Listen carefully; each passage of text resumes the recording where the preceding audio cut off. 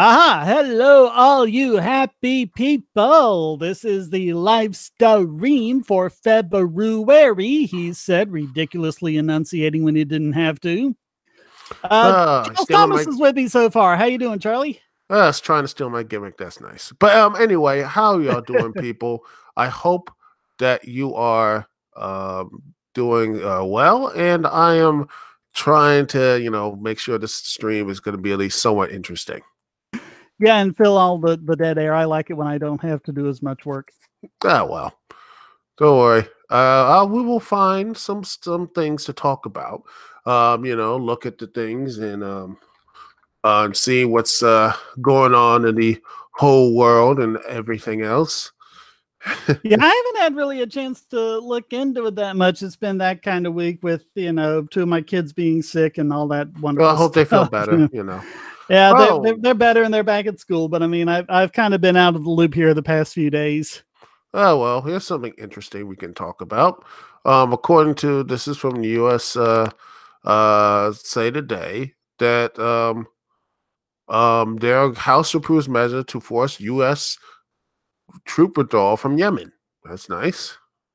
It had a 24-8 to 107 vote, which it serves as a stinging commendation for the Saudi government's role in the murder of Jamal Khashoggi. I'm probably pronouncing that name wrong, and highlighting the growing appetite in Congress for reinserting itself on foreign policy. This is from USA Today by Deidre. She's Green.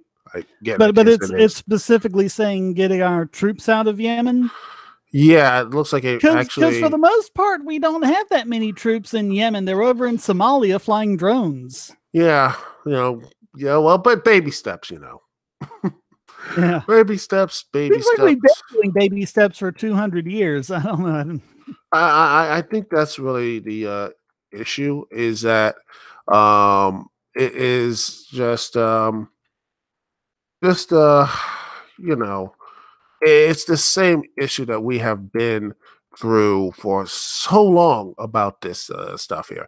We have this the issue of this being in every country, every country, everything.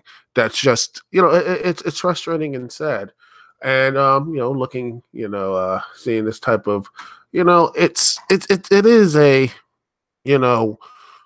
continuous issue. It's been the same issue over and over again that we had in this country. It seems like every single time, well, we need to go and conquer something. We had to do everything else. It's just it's just like Groundhog Day every time, even though these countries don't really have a threat to anyone in the United States citizens and such.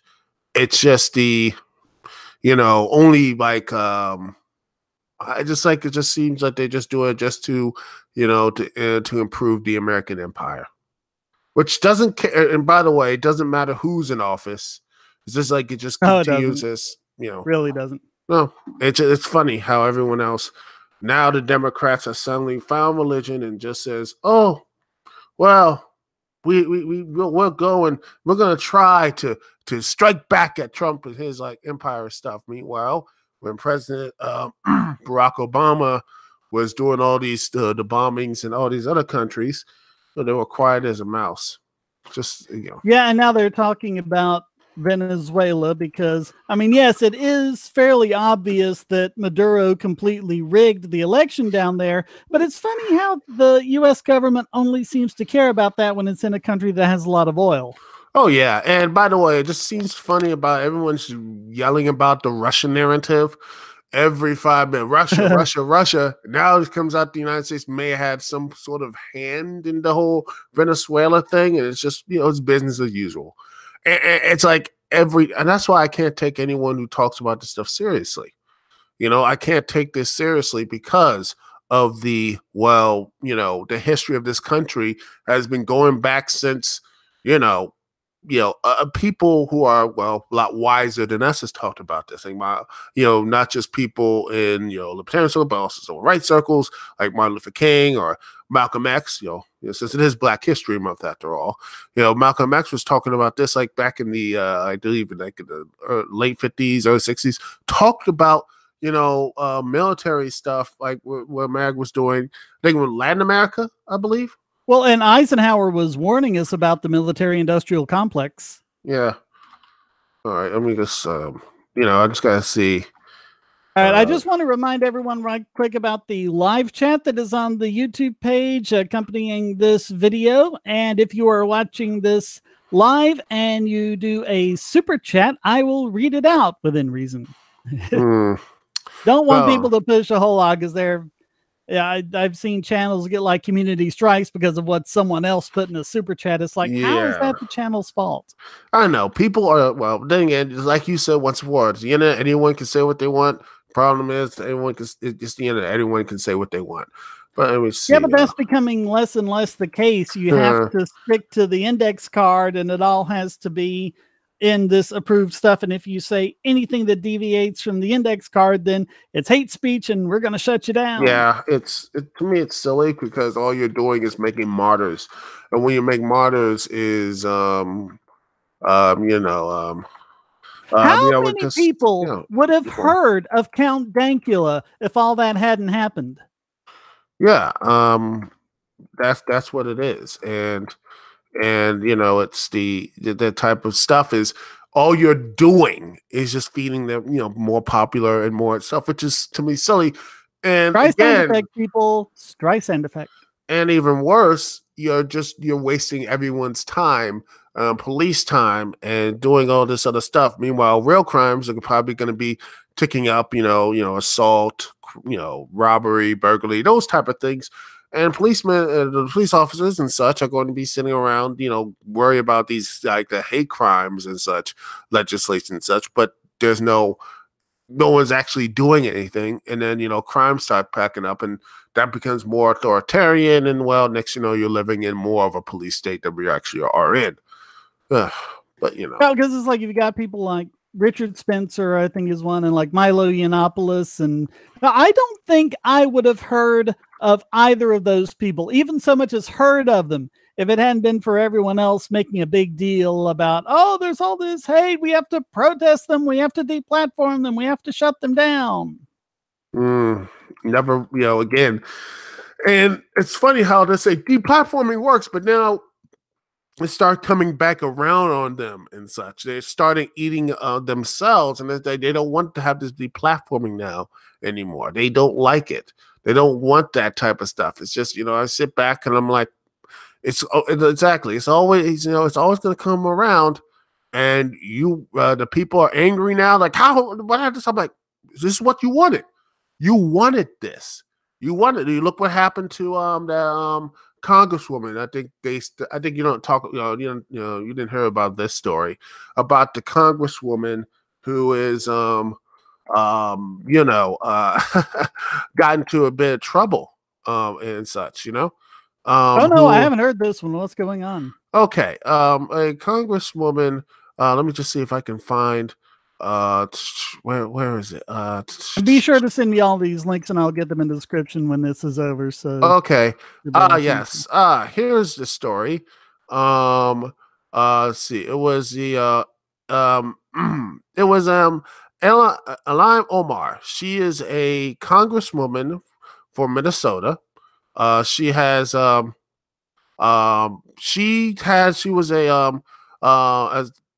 representative for Minnesota's 5th Congress District. And she's been in the news recently because she talked a little negative about AIPAC and such. She talked about, the Israeli lobbying firm.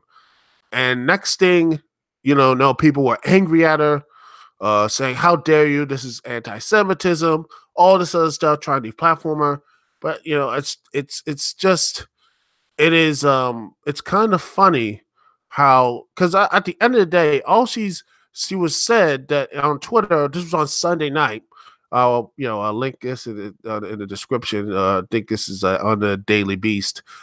Just a nice little talk about this, and also President Trump got into it But yeah, she's like saying, was saying that the nonprofit AIPAC was playing politicians to back pro-Israel stances, and everyone went down on her, Republicans, Democrats, everybody.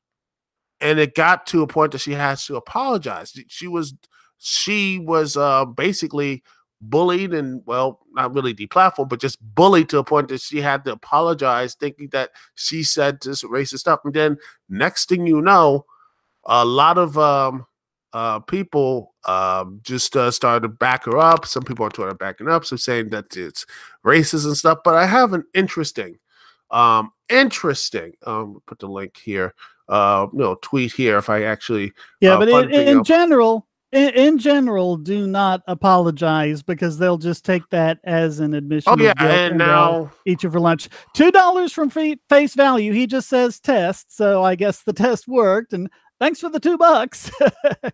Well, you can say test. And then next you're probably pissed off some math student because they just went through a hard time in school. So this channel's canceled. Goodbye, everyone.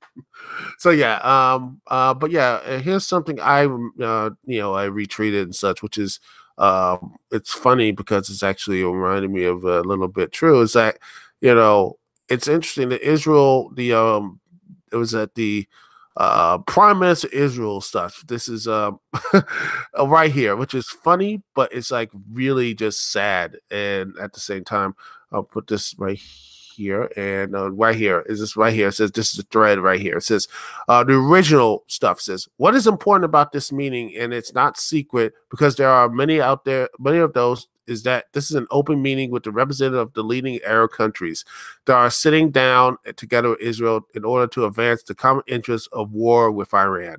But yet here's the thing, and he deleted it like an hour later and said it was just combating Iran. So it's like, wait a minute, it's like, looks like Israel is like, they're trying to push more war, and I guess who's going to be the ones who's going to be paying the price for that stuff? It's going to be the United States again.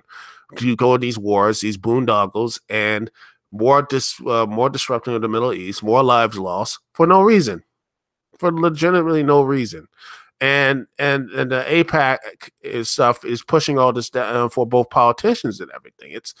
It's just, once again, people want to talk about some subjects, but when you declare things that are taboo, well, guess what happens? You're going to have people who take advantage of that. And hey, I got kinfolk in the chat. There's Alfred Killian, who apparently is from Australia. So apparently there are Killians in Australia. I don't know how they match up to my line. I'm actually from the German Killians. Andreas Killian came over in like 1732, and I think most of the Killians in the United States are descended from him, but I don't know about elsewhere because there are a bunch of other Killians, German and Irish. So. Yeah, well. But anyway, howdy, Ken. Hopefully I'm not, just destroying the chat with my rambling, by the way. But yeah, it's just everything seems to be this, like, the platform. It always comes back around this stuff. I knew this stuff was going to happen, but no one pays attention until it's too late. It's always going to affect things. These deplatforming, this going against everyone. It's like, it's going to get... and it's like, how predictable are they? I mean, who could have possibly seen the whole Sargon Patreon thing coming? Because that was just entirely out of left field. It wasn't anything he did on Patreon. It wasn't even anything he did on his own channel. It was something that happened like several minutes into this live stream on a completely unrelated channel or something. Oh, yeah. And now people, they were upset. I'm like, okay, fine. But it's just, I'm sitting here, I'm like, I don't really care. But it's funny how you're just making things more divisive and such. In the end of trying to find, and I would say this, looking to say the conspiracy videos and all the stuff what's going on right now, because YouTube is trying to, focus on them and, make sure they don't have this stuff, because again, they're the ones, like, say, for example, the people who are bothering people of Sandy Hook and all that type of stuff, that, they sit there and just call their parents and do all these horrible stuff. I'm like, okay, there should be someone to say, there should be like a line there. But another part of me is like, yeah, but I don't want. Who is going to? It's about trust, right? Who do you it's trust? like leave the kids alone, leave the parents alone. But if you want to go on the radio and say a bunch of stuff about it while you're talking about how the frogs are turning gay and all that, well, I mean, that's freedom of speech. Yeah, but it's just I worry about that because eventually it will turn to some what's going on in China, which they'll basically rank their social. Like if you're a good citizen, you get higher stuff, but if you start questioning things and such, you get lower stuff. You get less amenities. So I wouldn't be surprised. They're already doing that. There were people who have just lost their bank accounts because of something they said online that someone thought meant they were, racist or a Nazi or whatever. I mean, we're just talking about the ability to like have money in a bank and pay your bills and stuff like that. But that's the thing. But yeah, that's the real sad stuff there is because people are so like, that type of they want to do good. They want to think they were doing something good and trying to silence them, but more often than not, people they just think, the people out there who will use that type of energy, use that type of goodwill and use it for their own authoritarian ends. And by the time people get to that point, well, people are going to suffer and more innocence is going to suffer. And that's to me the scary part is that for all the people who are talking about, the Russians and such, guess what was the one that was shut down over Facebook? I think Cop Block was that was one of several anti-police pages that were shut down from Facebook. Oh yes, that's what's going to be. That is, what happens because they're going to be like, "Ooh, we're going to go and shut this down. We're going to do this stuff." Like, well, it was like, what was that one time when I think it was the London Metropolitan Police? They posted this picture about how they were bragging about this major drug bust, and it was like a couple little clumps of marijuana, and everyone was laughing at it and posting all this stuff, and they kept crying about how that was illegal. You're not going to do this. We're going to arrest you. And most people were like, dude, we don't live in England. Yeah. But it's crazy. It is. It's just that the way everything is just handled nowadays. It's just people are, again, they have their they're like, we'll use I need to find better nomenclature, but I can't. I'm just gonna use this triggered and such, and they're going to use that big old club. At this point, the state are going to use things to arrest you or put you in jail or anything else. And I sit there. I think I was on that Bogasu radio, that type podcast and such. When I saw that story, I'm like, I'm not really surprised because once you have that type of, power and such, they're not going to let that go. They're not going to let that go. And they're going to be people who are angry, like, how dare you and all this. I'm like, look, this is what it is. There are people going to be angry. There are going to be people who are going to use this as authoritarian measures and such. But that's what, human nature, man. If they, if you have the power, more often than not, people are not going to okay, that's how it is, The old saying, power corrupts. Absolute power corrupts absolutely. Yeah. By the way, chat, hello, everyone. Hopefully you're having a good time. Any questions from the chat other than super chat? Any discussions, Anyone? Yeah, PNW S&P 21st Century, what a name, said that the China thing was covered well by Paul Joseph Watson. So if anyone wants to check that out, I guess just, if you want to search for that, because I don't know specifically what video he's talking about, but I'm sure if you search for it on YouTube, you'll get there. Mm-hmm. Someone else asks, doesn't Sargon define himself as a leftist? But I think when he says left, he's made it pretty clear he's talking about classical liberal, but he's not really a classical liberal because lately his answer for everything seems to be have government regulate it.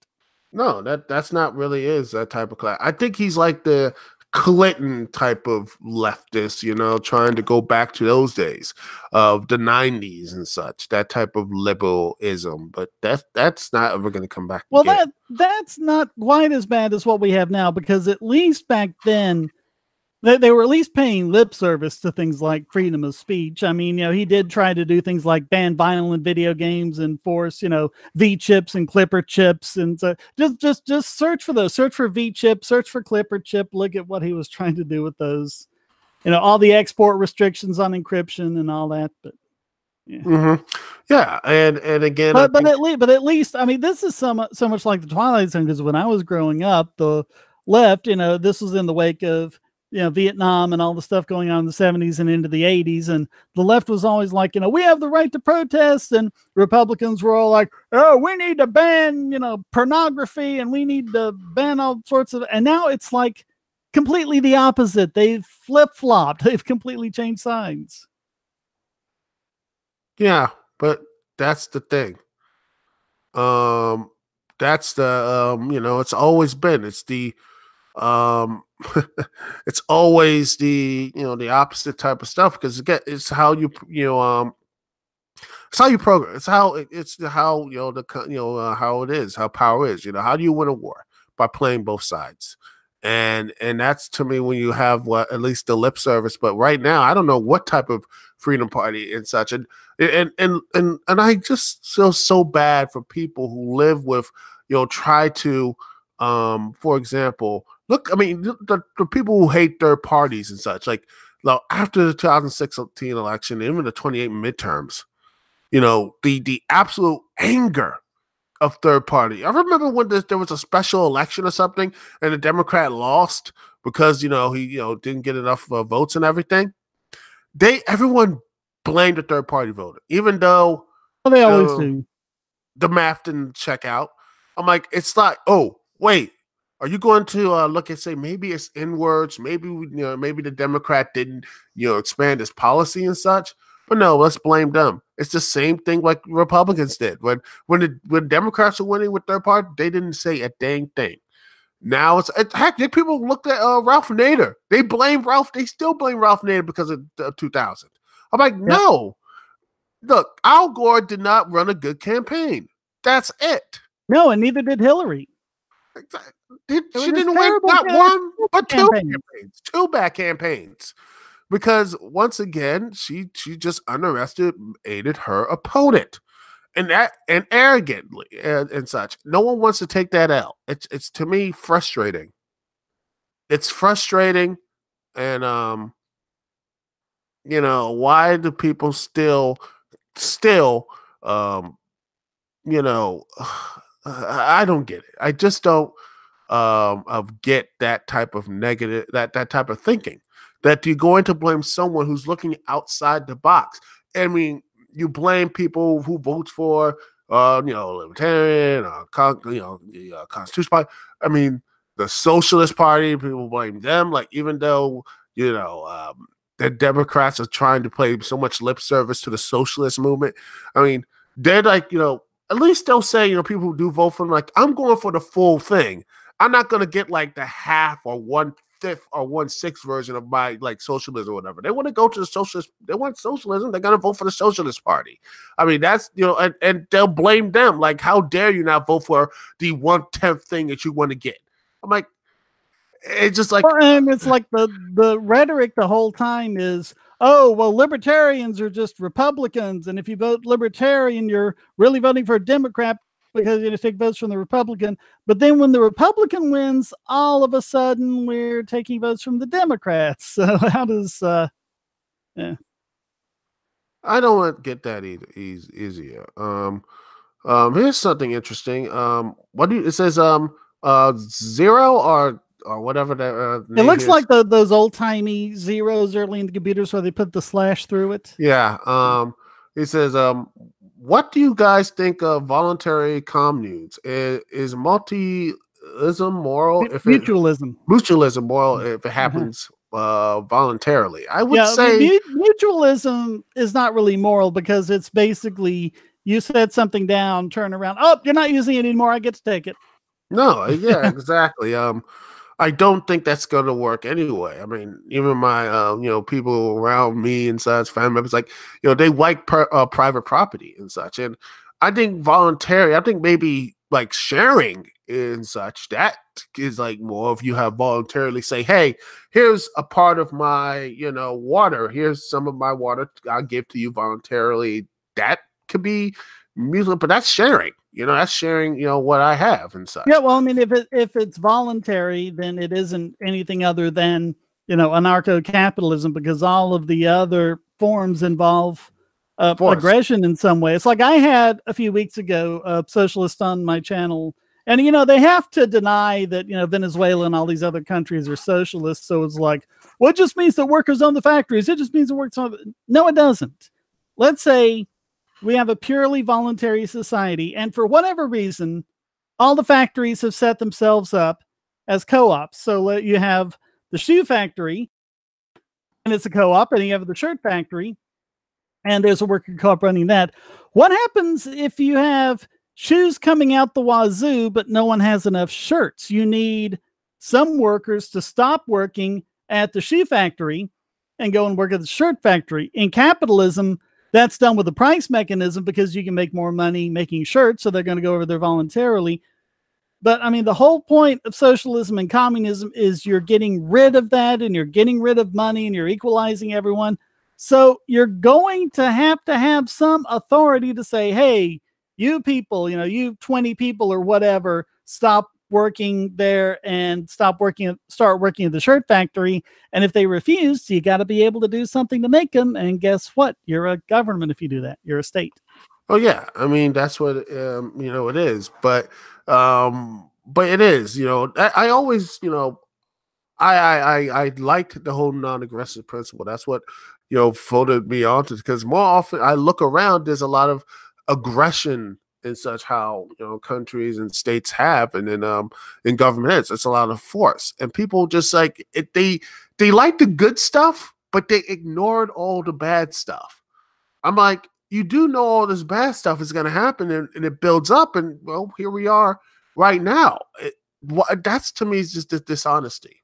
And that's what statists always say when they're defending things like taxes. They're like, oh, but taxes pay for the roads and libraries and stuff like that. It's like, well, maybe if that's all it paid for, I wouldn't complain so much. But it's also paying for wars. It's paying for the war on drugs. It's paying for the militarization of police. And if it was just roads and the fire department, it wouldn't be so bad. But there's a lot of other stuff that's going on, and you can't just ignore that and and say it's good because of a couple of things that it does do that's not quite so bad.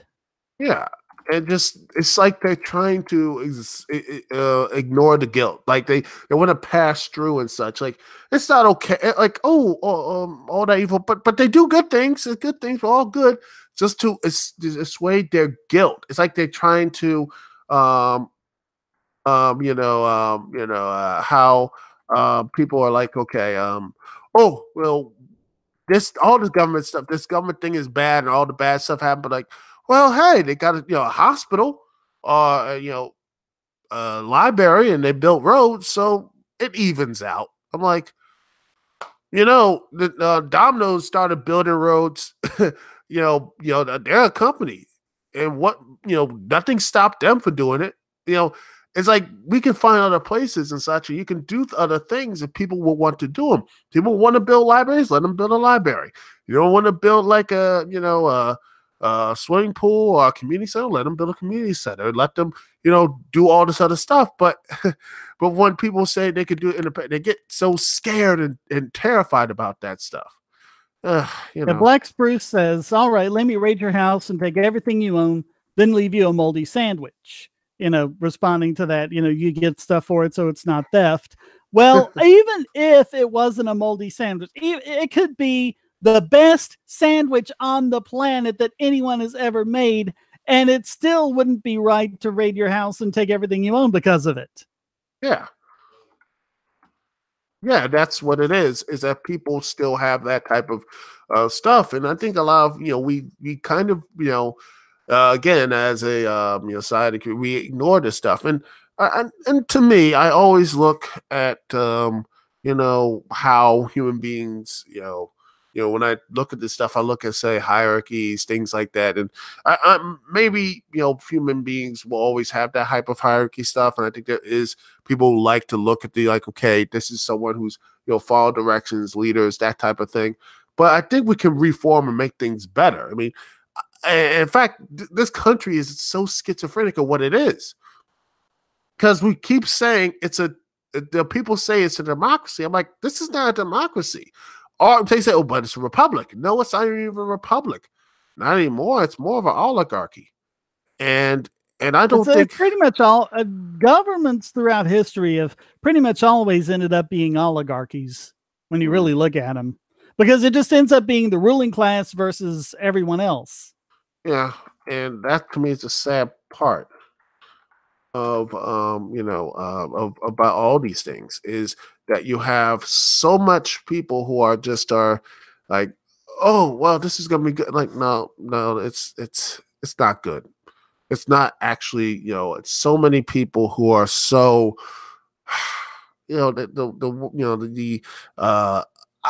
just it's frustrating. And so many people are just like, well, it is what it is, and government is just so good and everything. I'm like, you do realize, and you point this out, even when things are good, they don't look at it. It's like they just have this willful ignorance, and it's just there, and the people who suffer it and such, it bothers me.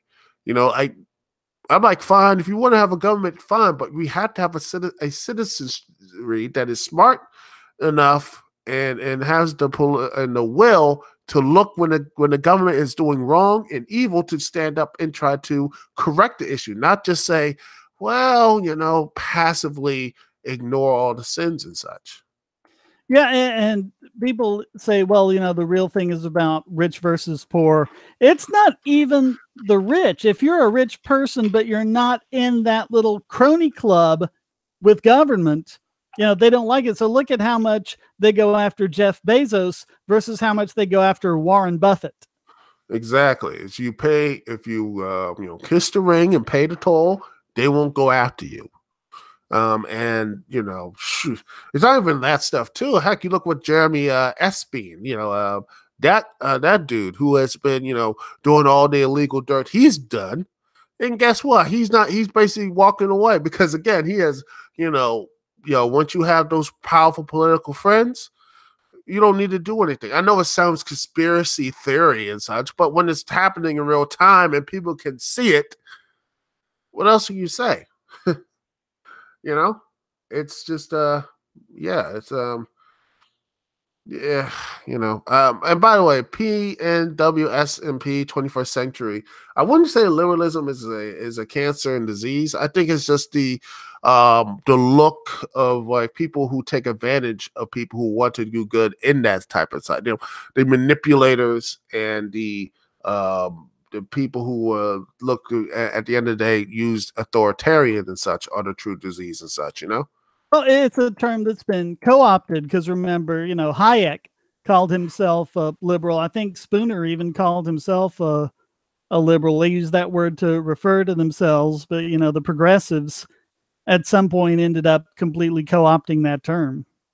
Well, it's just and PNW, etc., also talks about debunking nostalgia critic. I haven't not I'm sure what he's talking about, because I haven't seen that much of him. But what I have seen, it's just the occasional video here and there. People, I stopped watching him for a long while, because of the whole change the channel stuff. Because again, that thing affected like some people I watch and know and such. So I just stopped watching them at all. Now, which thing is this? The change the channel stuff that happened last year. A huge form of people who worked for Channel Awesome had a lot of grievances and stuff that came out. But then again, I knew most of that stuff anyway, and I didn't really watch Nostalgia Critic that much. Only like a couple videos and such about like work conditions. My favorite one is that when you had Holly, I think she was the PR person. There was this one dude who worked with with them and such, and they were like, she was stalking. He was like, this dude was stalking her or whatever, but they guarded her, and I'm not kidding you. I think it's in the document somewhere. Let me see if I can find it. They were trying. They were protected. The three people, or they were actually protecting her with, like, I believe, like, they just, when she was trying to go back home, they like protect. They had like three people with a shield around it. They had like a sword, a taser. One of them had a sword. Another had a taser. And another had a bat. And they had to walk her home, and everything until that threat was neutralized. I'm like, why? I would say, why don't get a gun? But like, oh wait, they live in Chicago. They live in Illinois / the Chicago area, so they can't really do anything about that. Which exactly, yeah. But Nostalgia Critic, I think, was the guy, if I remember correctly. He was the one who got together Rob Paulson and Maurice LaMarche. They did the voice of Pinky and the Brain, and did the little script where Brain just finally lets Pinky have it for being so stupid, and the 4-letter words are flying. And I think if you just search for Pinky and the Brain swearing, you'll find it. And that was epic. That was really good. Here it is. All the stuff there about to change the channel stuff. If you want to look at there, it's a bit of a read, and trust me, there's a lot of stuff there. You want to take a good look in there as well. But let's see what else people who gosh. Trump, PM saying they Doug Walker, Angry Joe, getting really bad of him with them attacking Trump supporters. I'm like, but that's, to me, well, honestly, I don't care. I'm not a fan of Trump. I think he's bluster. He's all the stuff there, but I think he's actually pretty sly and a good, sly businessman. He knows what the people want. So you have to, give that to him. I don't like Trump, but don't kick people off an airplane for having a MAGA hat. Yeah. That was something that actually happened. Oh yeah. It's, again, you're making people out of martyrs and such. And then, that whole Covenant high school situation, which I'm like, really? I'm like, I don't care. I don't care. It's like everything beat down 24/7. I kind of just thought, just as a Godonkin experiment, about starting a charity, Guns for the Covington High Schoolers, or something like that. Arm them. So, because they're actually threatening. They're saying like, oh, someone needs to go have a school shooting. Someone needs to go punch them. They need to be killed and all that sort of stuff. Just all right, let's arm them. Let's arm them. Then try it. Yeah, for a smirk. I don't get it. I'm like, and I'm just being blasted. It wasn't even a smirk. It was more of an awkward, uncomfortable smile. Some guy comes up in your face and starts drumming. How are you going to behave? Yeah, I'm like, it's like weirdly, like weird stuff. And he's like, oh, I'm like, that's it. I'm like, y'all need to just calm down. I mean, people need to just relax and not get this stuff. If you have your issues with Trump, at the very least, watch the entire video before you just make assumptions about this little 3-second part in the middle. See what led up to it. See what happened after, because that's all you had to do to see that everything that guy said was a pack of lies. Again, this is what I hate about this media today. I mean, then again, the media has always been manipulative, always been just like waiting for the bleeds it leads. And, some days I keep saying this. People think, oh, the media has gotten terrible. They haven't gotten terrible. Read what H.L. Mencken said about the media 100 years ago, and what Thomas Jefferson said about it over 200 years ago when they were talking about the newspapers of their times. They've always been like this. Exactly. Heck, look up what Malcolm X said about this. Look at Malcolm, again, Black history. Malcolm X didn't like how the media and such was betraying, and how it is, how it's, in the more of the modern day and such. Most of the civil rights leaders did not like the media and how they were portrayed and how things are. It's been this way. People like to think, they watch that one Good Night, Good Luck movie about, all that good stuff. Oh, good person journalism. Dude, that was just good Hollywood stuff, that's Hollywood stuff. The more often even the misinformation that's still out about the civil rights movement, which, for example, basically would not have happened without a large number of Black people owning guns. Oh, Guns yeah. were very much a big part of the civil rights movement. Exactly. And Martin Luther King only went to the nonviolent thing when government denied his permit for concealed carry. Oh, yeah, they had to. I mean, that they had to protect themselves, and that's, their protection. But, and people saw that threatening. No, Well, and they did not. there was like one reporter that was going over. It was over at Martin Luther King's house, and he was about to sit down, and someone had to warn him he was about to sit on 2 guns. Yeah, they did not play around back. Like, it was like they like to say, "Oh, he never." No, they had people around him strapped up because they knew they were living in the, for better sake of the word, enemy territory. And what he was doing is speaking truth to power. And let me tell you, governments don't like that. And governments never, ever like people who want to, they peel the veil and see the hypocrisies, the evil it does, and people, point that out. They don't mind, but when people start listening to them, they will get violent and they will use every means necessary. They will scare the people. They will use their own the state, and heck, they will scare their own people to do horrific things to American citizens, people who are not even part of that conflict. So they will not. PNW, etc., talks about the Jefferson Memorial in Washington being breathtaking and awesome. And there's this quote. I'm probably going to mangle this, but it's written all the way around the top on the inside. And it says, I have sworn upon the altar of God eternal hostility against all forms of tyranny over the minds of men, or something like that. I might not have that right, but it's an awesome quote. Oh, yeah. And people, I think it's the nostalgia of people who believe that type of stuff. And I worry about the people who do hide that type of, like, they think that everything, that type of stuff has been bullying. Heck, how people get this stuff against, again, Black History Month, and how Malcolm and Martin Luther King, they hate each other. They hate each other. I'm like, no, they didn't hate each other. They met with each other. They actually were cordial to each other. In fact, the last, I remember the March on Selma movie and such. They vote both of the characters as like Martin Luther King and Malcolm X as adversaries.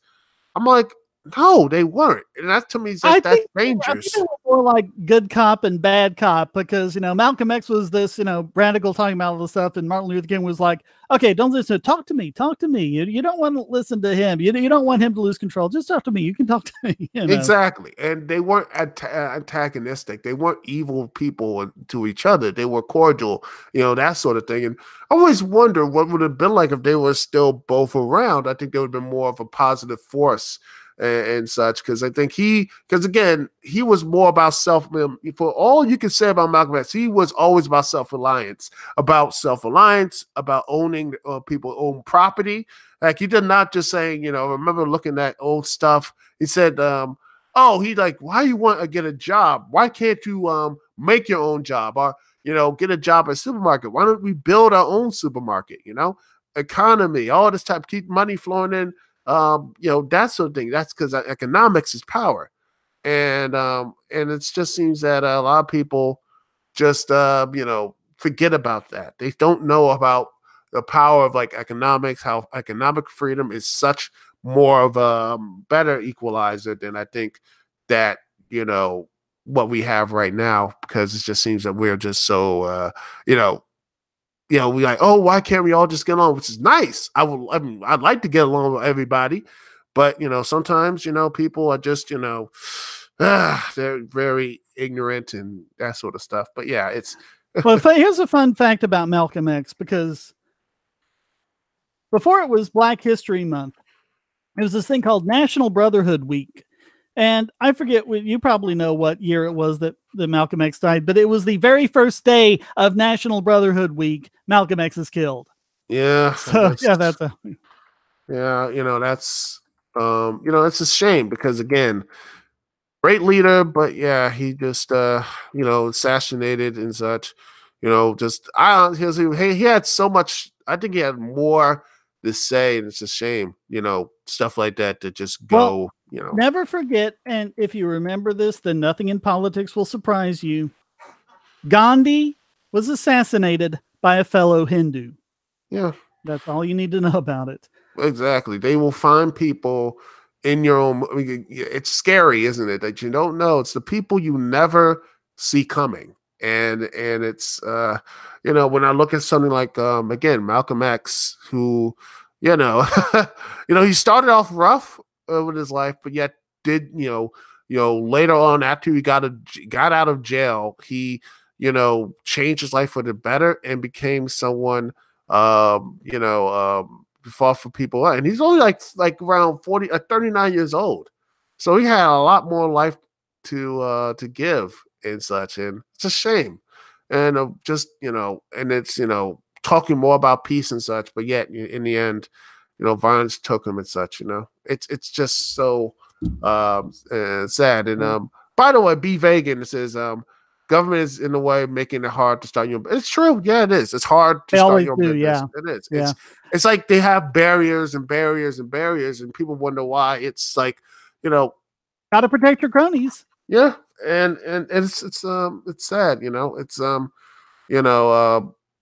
It is something that it just seems that people seem to forget about that stuff.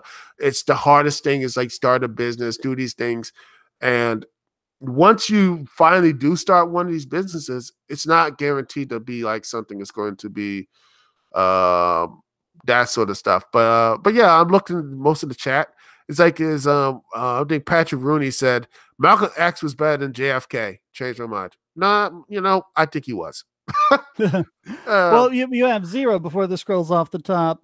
Zero asks, do you think intent should be given any importance when dealing with situations in which someone has unintentionally damaged another person's property? If you've damaged someone's property, whether it's intentional or not, you owe them the damages for that, whatever it takes to restore that and make up for whatever they've lost. Now, it might make a difference when it comes to things like, how are we going to socially ostracize this person, which a lot of ANCAPs would say how this works. If he didn't mean it, you say, oh, okay, well, as long as you promise to do better. But if he intended to do it, you might say, you know what, that I think is a good reason to say, hey, you shouldn't be able to come by at my store. Not because you said something that I didn't like on the internet, but if you actually intentionally cause damage to someone, hey, maybe I don't want you around. If you throw like a brick through my window, I'm like, no.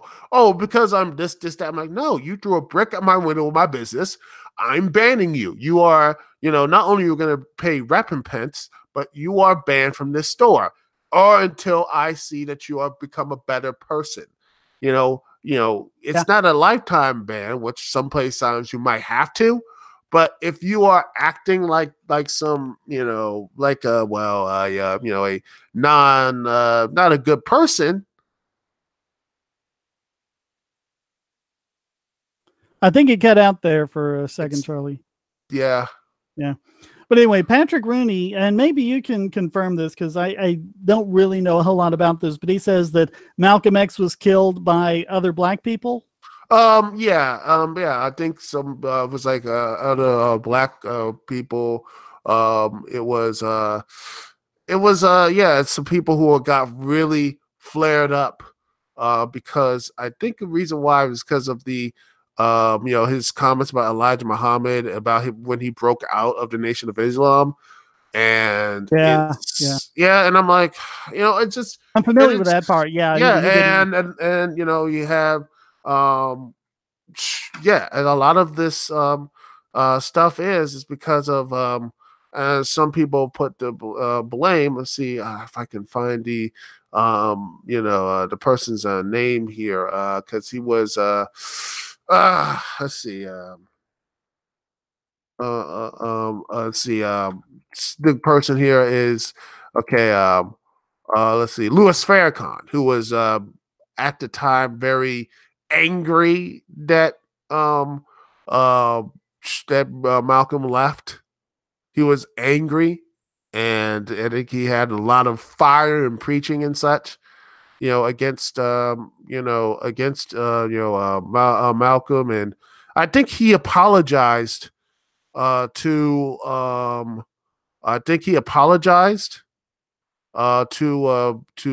his daughter, I believed.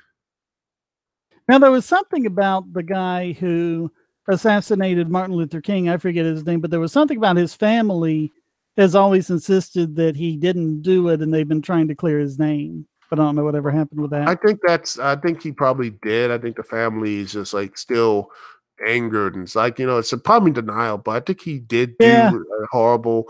And those, those losses, and then you had Robert F. It felt like the civil rights movement, even though there have been strives and other things, like it was gone when those two like titans and leaders go. And sadly, those I honestly were not really, In fact, Malcolm X said that after he left, they should say, "I'm a dead man." He knew that he wasn't going to be there for as long as he was. That's the thing about when you speak truth to power for long periods of time, is that you will, eventually, more often than not, you don't die. You don't die in your bed with your family. You don't.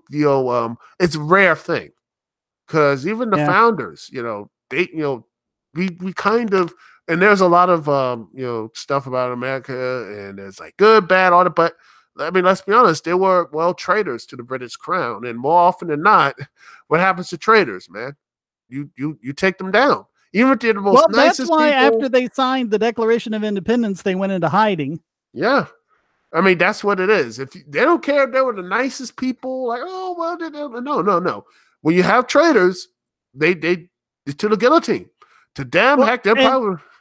And John Adams burned the letters his wife had sent him, which, I mean, I had to have heard, because he loved his wife very much and he missed her. And he would just, when everyone else was hitting the tavern, he'd go, back to his room and just read over the letters again. But he burned all of his letters because he was afraid the British might find it and all the subversive stuff they were talking about. So we have his writings to Abigail because she kept hers, but we don't have her writings, but we just have to infer it from the parts that, he quoted. But oh yeah, because again, that's what happened. Most revolutionaries do not die in their beds when they're old and gray.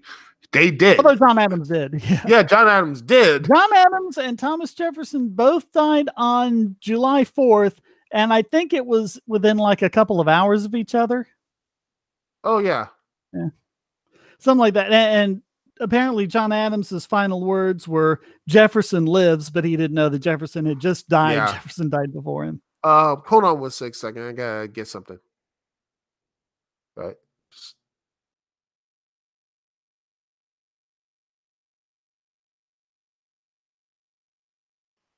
Yeah, PNW is talking about socialist propaganda like Pleasantville and Wag the Dog. I haven't seen either of those, so I can't really comment. But I just think it's funny how much they turn to fiction to say, "Hey, look, Star Trek: The Next Generation. This proves that socialism works." It's like, what? It's fiction. And it's just people just write it. They make it up. And again, it's just, the way it touches, and there are some good stuff in there, I mean, Measure of a Man. Oh, it's a great show. I love it. And Darmok is awesome. Yeah. The Inner Light. Yeah. Yeah. And, stuff like Deep Base Nine, all the stuff you can look upon, these things can be inspiration and such, But people like to look at this stuff because, again, Earth is a finite research. We have finite resources here on Earth, and people wonder what's going to happen when resources are not finite. What type of basically what you have in The Next Generation with the replicators. Yeah. But I mean, in reality, it's like it would take like the entire output, the entire power output generated on Earth for 100 years to make a single cup of Earl Grey tea or something like that. Or maybe I was lowballing it. I forget the figure, but it is an insane amount of energy. Yeah, and that's that's going to be the question because we are living in a a planet that is finite, stuff like that. And I look at Star Trek, and I do like the show. I always liked it when I was a kid, but I always have to remind myself, oh yeah, this was a TV show. And we need to look at realistic solutions. You could be inspired, we could be looked upon it, but we can't just say socialism will equal this. No. And this is what frustrates me when people pan The Probability Broach, which is a book I really like, because they say his alternate America, which is basically Libertopia. And they say, oh, well, that's, that's this, propaganda. And it's just all said, it was like, look, of all the socialist science fiction media that's out there, can you not let us have one? Yeah. Yeah, that's an interesting and it's the same thing. We have to look in this type of stuff. But yeah, it's people really are people are their own worst enemies. They just they think that okay, that this is going to work, but more often than not, it's not going to. It's a frustrating little trip. It's frustrating, but I think people need to just sit back and look at the solutions and look at things that are more tangible and see things because again I know there's some issues with capitalism and such, but let's see if the best thing you can do, the smart thing to do is to say, okay, let's see what we can do to make sure how do we make things better instead of just just throwing the baby out the bathwater and such. That's what I think and everything. But yeah. Oh, and Shane, I got to get ready for my podcast, so I have to leave. Okay. I'm sorry. So chill it right quick. Give us the channel. Oh, by the way, it is on the Duke CT Lounge. I will be talking about the Nintendo Direct reaction and some WE Elimination Chamber preview. I will be doing this at 10 p.m. Eastern Standard Time, in only an hour from now. So, and also you will also hear the recording, re-recording on TalkShoe, also on iTunes, also on the video portion will be on YouTube, BitChute, and also on the websites, freakingawesomenetwork.com and on Manic Expression as well. So thank you so much, Shane, for keeping me here and making sure that I'm not, hopefully I didn't bore you guys too much. But anyway, here's the link to the whole thing, to the episodes. By the way, there are multiple episodes if you want to listen to them. By the way, go and listen to them and have fun because they're nice and fun, a little podcast. And I also play a little video game remixes as well. So thanks so much for listening. Thanks so much for being here and letting me rant and ramble for everybody in the chat. And I'll talk to you guys later. Peace. Later. Oh, he left me all alone. Okay, there might be a lot of dead air here. Let me see what's going on in the chat room. Let's see. Okay, we have Mr. Ploppy 1, the 08 Ron Paul campaign activists, challenged me to rethink my political beliefs. Your channel had a hand in helping me rethink my other beliefs and leave the actual cult I was in. Thanks. Oh, you're so welcome. I love it when if I say cult of the omnipotent state enough times, eventually people kind of get the idea. It's like, yeah, this kind of is a cult, isn't it? So. All right, someone give me a topic. I was kind of hoping some supporters would show up because this is for them after all, and I appreciate all of them. I've also sent this link out to the co-hosts, but I know Chris had to work tonight, but I'm not sure about the others. Scorch is in there. Scorch88, my very first subscriber on Subscribestar. So thank you for that. The Subscribestar and the Patreon supporters automatically get access to some special channels on the Bogosity Discord. So if you're supporting there, please go check that out.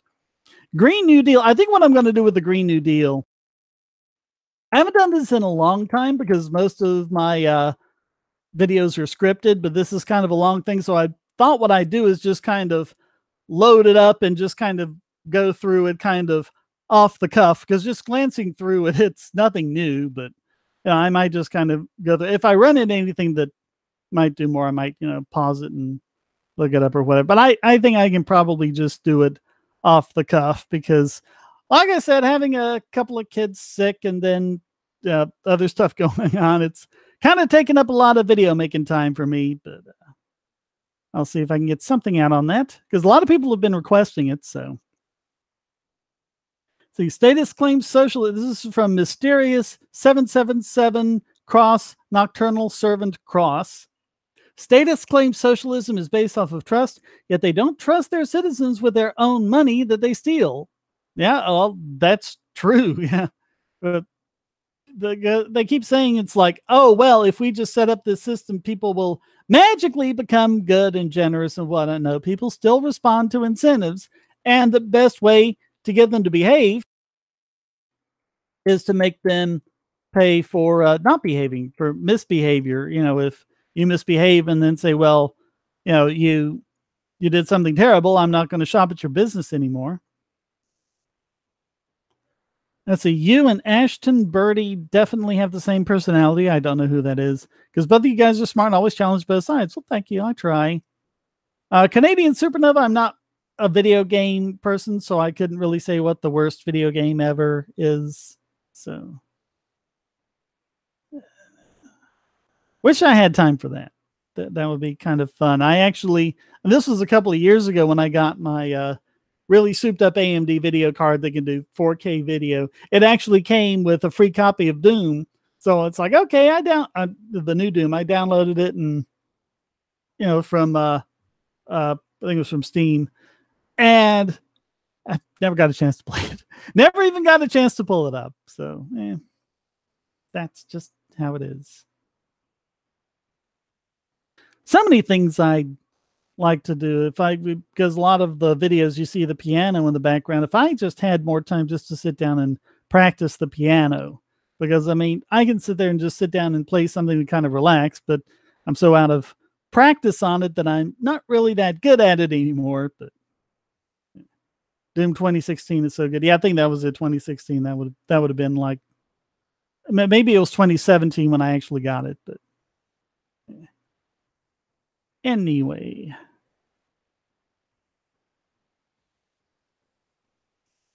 I'm going to scroll up a second and see if there's anything that I've missed. This chat doesn't scroll very well for some reason. Scanning through it.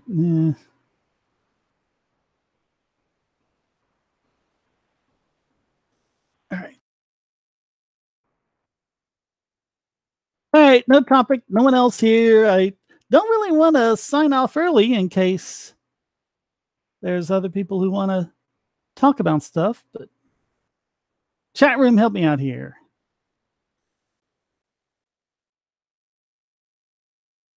Love the piano music in your podcast. It always makes me think your Lord Killian character is flying through space. Wow, that was done in 2007. I think it was. That was favorite condom brand. This is the great thing about being married and faithful, everything. I don't have to worry about condoms. We can just do it whenever we want. Not have to worry about it. All right. I'm not going to go TMI on you here.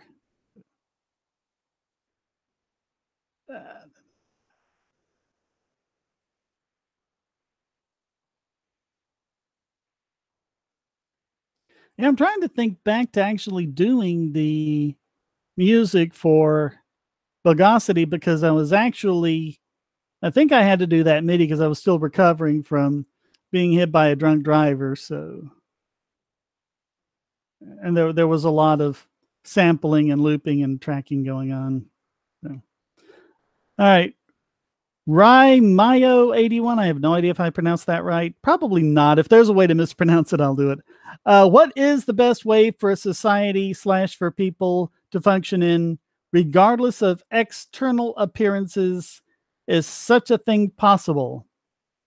Not really sure what you're trying to ask there. The best way for a society to function is voluntary. So, all right, face value, $5. Thank you so much. What if the Green New Deal was designed to set the crazy bar really high, might warp perception?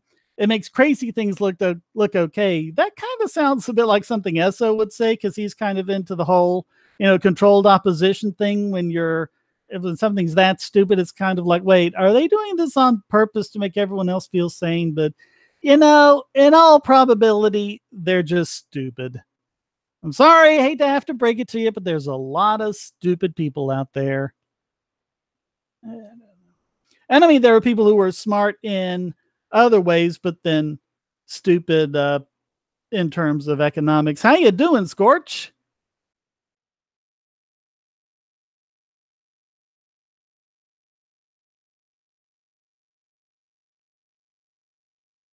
Yep, he's gone. Oh, well. Oh, he's back. Okay. Hello? Can you see me? Or hear me? Yes, I can hear you. Welcome, welcome. That was weird. The connection's been acting up. Yeah. It's because they got rid of net neutrality, don't you know? He said jokingly before anyone sends me nasty. Yeah, this is my first time on your stream. Cso does make good content, Canadian Supernova, but he also kind of gets more into the conspiracy side of things. He's just kind of got that kind of mind.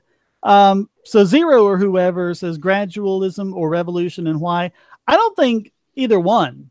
I think just make alternatives like, cryptocurrencies and dark web markets and something, and just do stuff outside of where the government can get to you. I think people would call that agorism.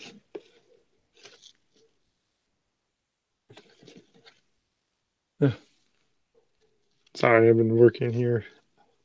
That's quite all right. A bunch of chores around the house. Yeah, it's something like since the end of net neutrality, like speeds have doubled, and so it's just the exact opposite of what everyone's saying. And they're talking about all sorts of stuff with 5G, which might really give, home cable internet a run for its money. But a lot of the stuff that 5G does would be impossible with net neutrality. So. Mm-hmm.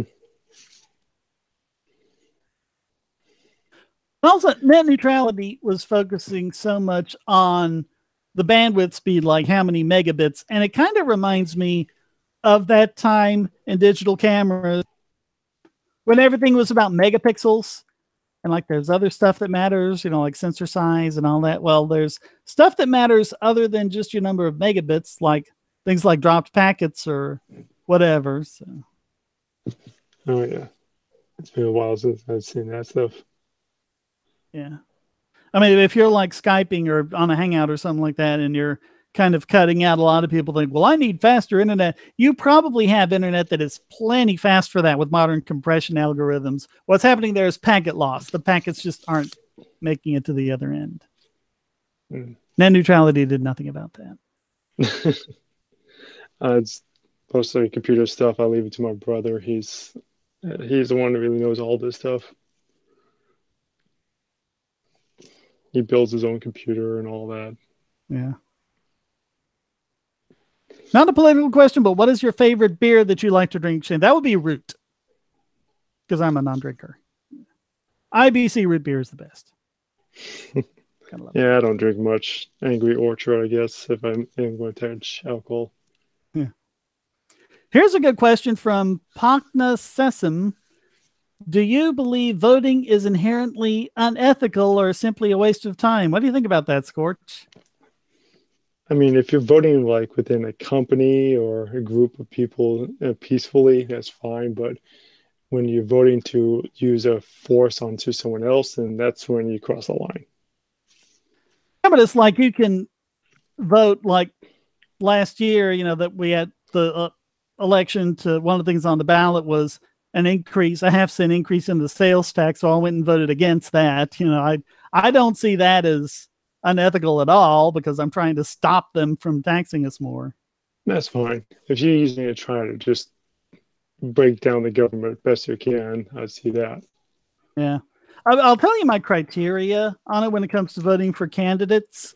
It's basically, are they wanting to move in the same direction that I want to go? Even if they don't want to go all the way there, to me, the lesser of two evils was, well, this guy wants, 10% more government. This other guy wants 5% more government. So we should vote for the 5%. Well, no. But if the guy wants like 1% less government, even though I think it should be a lot less than that, I'm still going to vote for the guy who's at least going to get rid of that 1%. If I can find him. Finding him is the hard part. Yeah, it's hard. If anyone, I would guess I would choose someone from the Libertarian Party, but they don't ever seem to have it right. Yeah, but the National Libertarian Party, they've really gone downhill in like the last 12 years or so. But a lot of state parties are good. We've got a pretty good state party here in North Carolina. There's some good people. It's I live nearby Austin, so it's mostly just Democrats, Democrat, and more Democrat.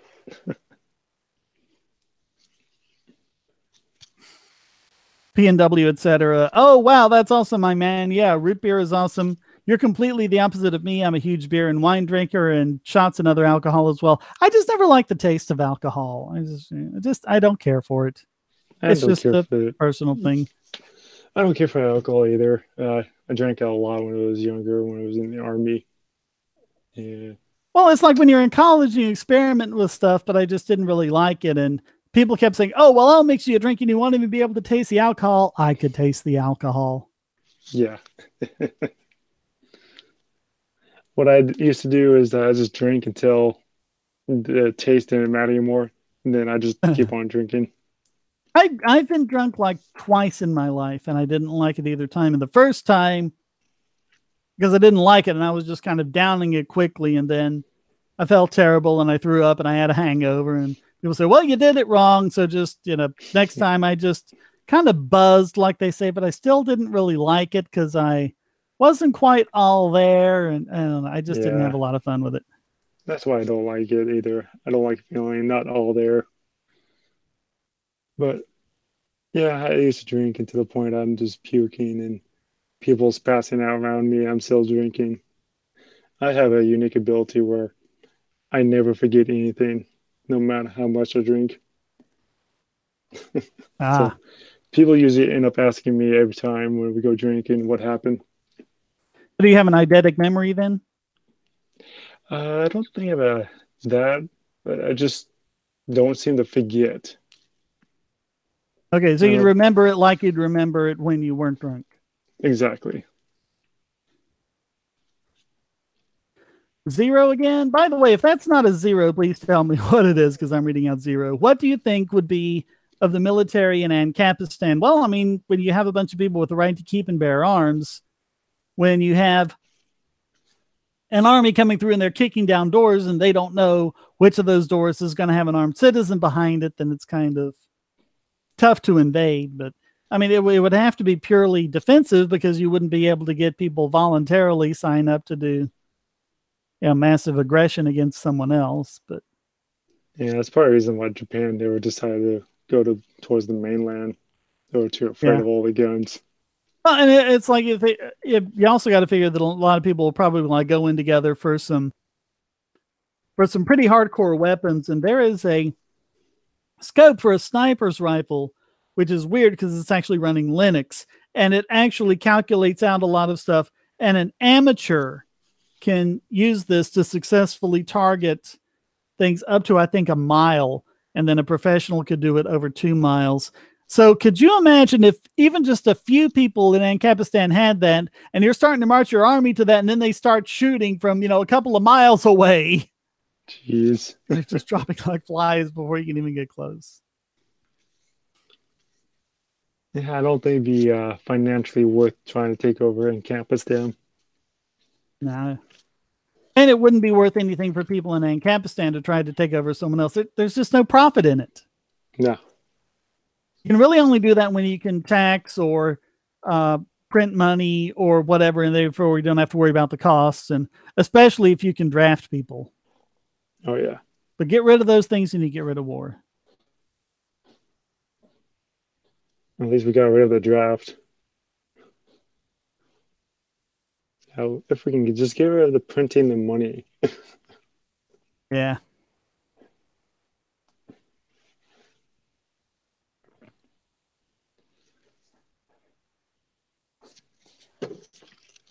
Yeah, I mean, it's one of those things where people just keep saying, well, you got this force and they come on Ancapistan, how are you going to start it? They always kind of start like in the middle of the scenario, and they never seem to want to ask the question of how would you get to that point? How would someone in Ancapistan be able to buy a whole bunch of guns, raise an army, and recruit people without everyone else finding out about it. Yep. I've had this discussion before that there's Yeah. and they just, when I get to the point where I point out all the flaws and the ideas and everything, they just get to the and just repeat the question over and over again. And Mysterious, etc. says, "Do you ever hear about the town in Illinois that did an assault rifle ban, fining people $1,000 a day for not turning in their assault guns?" I wonder what they consider that, because the technical term for assault rifle is something that's fully automatic, and that's been illegal since I think 1986. But it's weird. There have been a bunch of places that have said, "Oh, we're going to ban, assault rifles," and it's just because, well, an assault rifle is something that has a black stock, and it has a pistol grip, and it's like, what does that have to do? That doesn't make the bullet come out faster.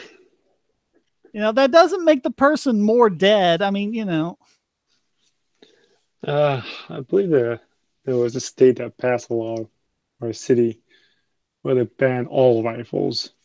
That's semi-automatic.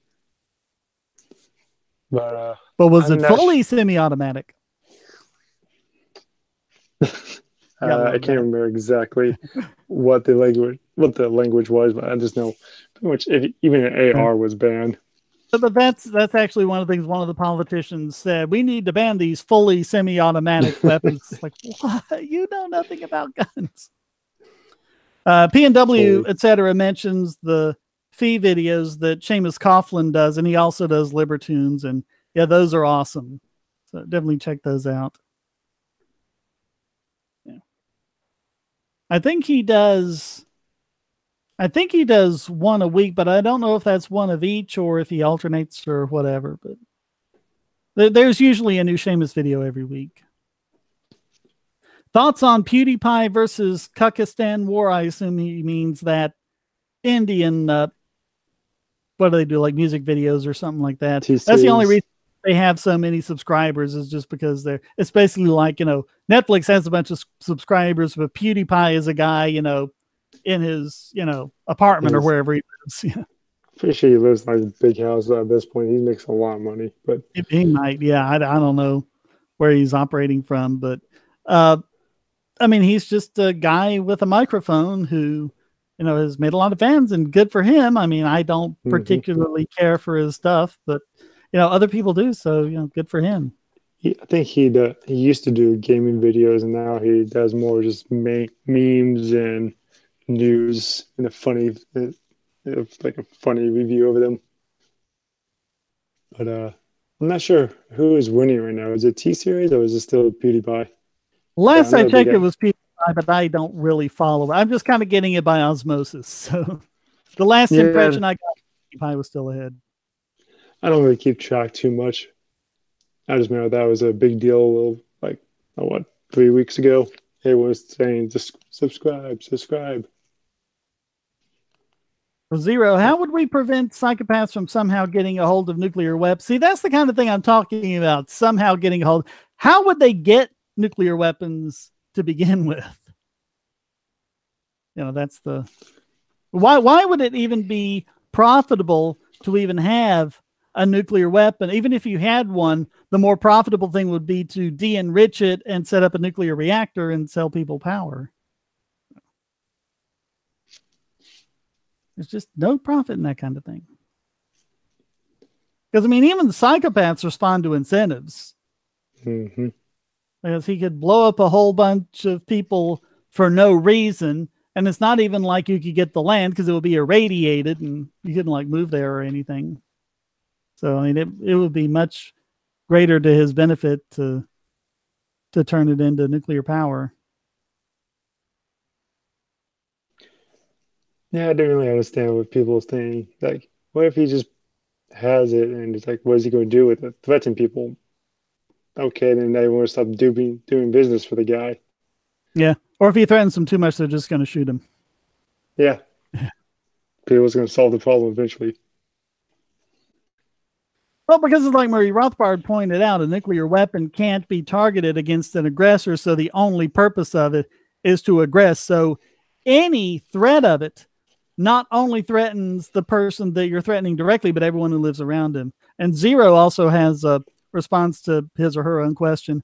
Also, politicians are just a bunch of psychopaths and shouldn't have them. Well, I mean, that's the ultimate thing. There already are psychopaths with nuclear weapons. That's what's happening now. Yeah, crazy orange man with the red button threatening a little tiny North Korea. Yeah. Face Value says that psychopaths are attracted to government positions. I think those are more like narcissists, although I don't know. Narcissism, is that a form of psychopathy? I don't know. Maybe sociopathy, but yeah, the narcissistic personality disorder. Look up that and look at all the criteria for it and see how many politicians that matches. It's scary. Mm-hmm.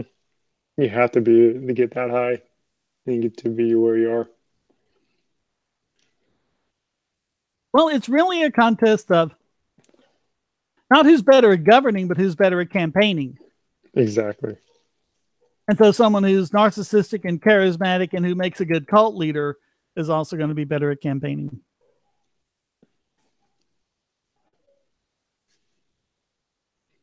I think we already answered this. What if mass murder was his or her end goal, though? I mean, as soon as you make the threat, yeah, you're going to have people going, no.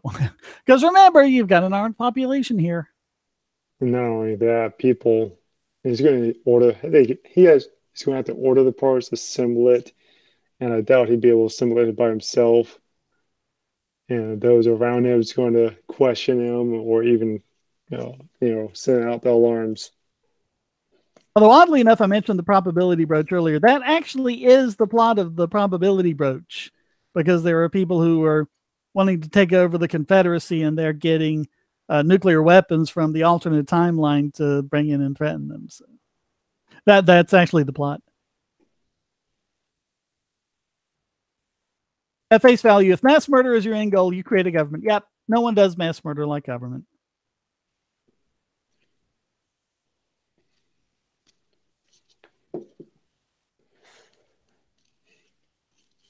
Senator Armstrong's I Have a Dream speech. I have no idea what you're talking about there, Patrick.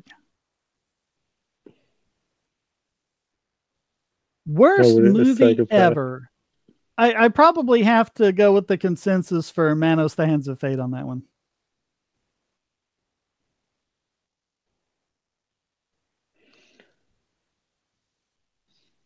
How would a psychopath ever become rich?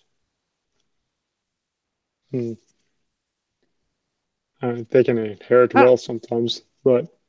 Well, how could anyone, A, become that rich, and B, become that rich while amassing all the stuff you need for a nuclear weapon or an arsenal or whatever? Because remember, that's costs that you're sinking into that. So that automatically means you're going to be charging people more for whatever product or service you're offering, which means that it's going to be more profitable for your competitors, and they're going to outcompete you. Mm-hmm.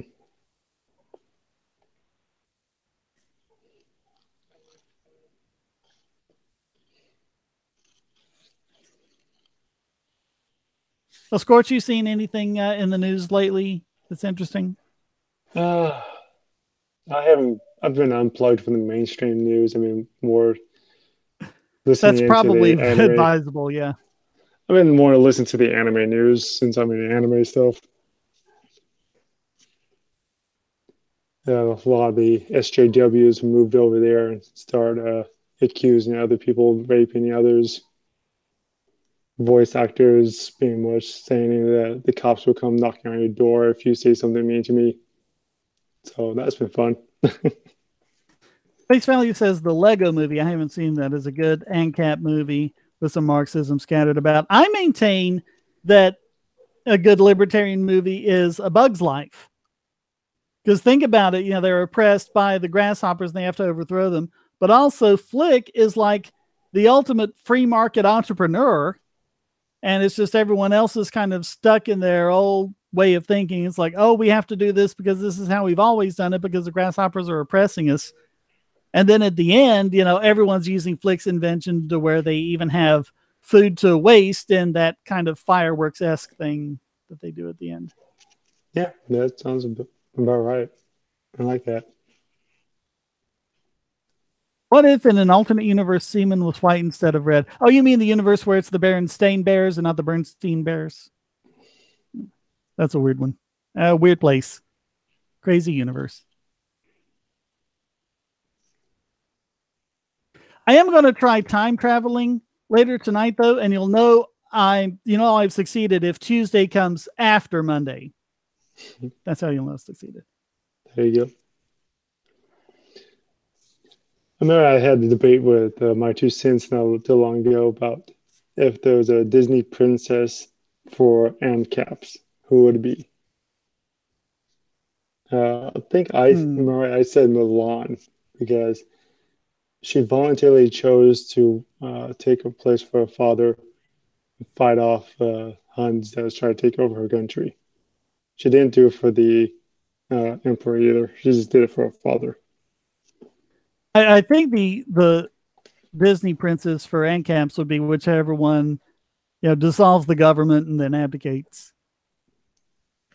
I mean, it gets kind of in the name princess that, you're talking about a statist society there. So it would have to be someone who breaks free of that. But that's more of a title than it really is an actual princess. I mean, Milan is not an actual princess. I don't know. I think some of the Disney princesses weren't princesses, but I forget which ones.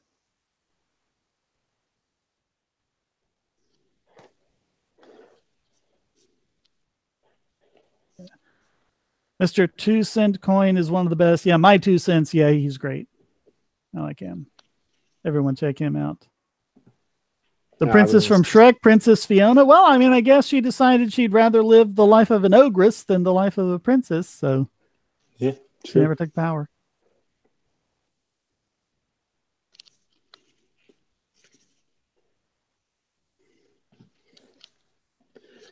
I'm not much of a conservation. Not much of a person to keep you entertained because I'm preoccupied with other things. Sorry. Oh, it's fine. It's just great to have you on, man.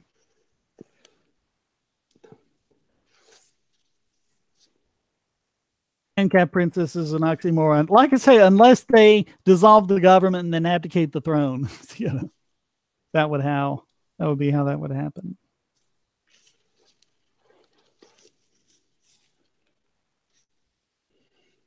And my 2 cents does this thing that people have recommended for my Shane DK avatar, not the Lord Killian, but because he disappears when I quote it, and then he comes back because he's doing the articles instead of Lord Killian, who does the reactions. But I just have him disappear and come back, and people are like, well, you should have him go off and come back on. That's what my 2 cents does, and I don't know, that just doesn't really work for me. Just my own personal taste. I think Canadian Supernova really wants your thoughts on grasshoppers there, Scorch. What about grasshoppers? I don't know. He just has thoughts on grasshoppers. Grasshoppers? I don't know. Don't care. They make noises when I'm trying to sleep sometimes. Here's a fun fact. Pound for pound, grasshoppers are like 3 times as nutritious as steak. I think I heard about that. Yeah. Someone took a bunch of grasshoppers, blended up once, and tried to drink it.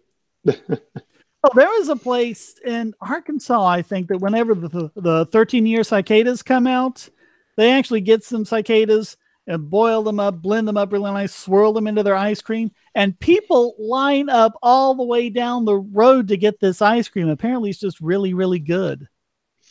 Yeah, if it works, it works. We are one of the few civilizations in human history that does not eat insects on a regular basis. I mean, it's been a staple of humanity for thousands of years. So other European does, or just the European culture? I don't think Europeans eat them that much, but they have things like strawberries, like they dip them in chocolate, and then they dip them in those tiny little worms. And people eat those, and they say they're really good. Oh, yeah. I know what you're talking about. Yeah, I mean, America just got this whole mentality about not touching bugs. Yeah, who knows how that happened? It's just a thing. But according to Canadian Supernova, grasshoppers are actual food in Japanese culture. Maybe they are. Maybe they're good. I don't know. I've never tried them. Yeah, I'm if I get a chance, I might try that stuff because I am planning to go to Japan one day. But what if Hopefully you this year. what if you cooked them so they'd be sterile and then blended them up and then mix them in with ground beef, and so the hamburger would be like half beef and half grasshopper? See if that would. There you go. That would Fill be. me up. P&W, etc. Sadly, unfortunately, people at the Seattle Mariners ballpark eat a lot of grasshoppers, and I just can't even do that. I have a bad feeling grasshoppers would not taste well. I have that about chitlins. I mean, I'm from the South, but I am never going to try chitlins because if you don't know what they are, it's short for chitterlings, and it's fried pig intestine. Yeah, I don't think so. I mean, I've had Afghani bread before, and they make that stuff with the feet. So I'm willing to try anything. They make it with what? The feet. They wash the feet, and then they flatten it out with the feet first, and then they throw it in the oven. Okay, kind of like the wineries that have people stomp the grapes. Yep. Let's see. It's actually quite good. It fills you up quickly. Yeah. Canadian Supernova says that they're common for food in Africa and Asia, and I mean I imagine that's real because they're a huge biomass, and if you're in an area where there's not a lot of food or it's difficult to grow crops, I imagine people would go for it. But like I say, it's just been a regular thing that humans have done just until recently. Mm-hmm. Mr. Ploppy once said, I thought Cookesh was weak on the non-sec debate show about ANCAP. I'm really falling out of love with Adam Cookesh. I mean, I was never that great a fan of him, but it's just lately, it's like, nah, he's not really my guy. I don't know what the non-sec debate show is. Can't comment on that. Don't know who that is.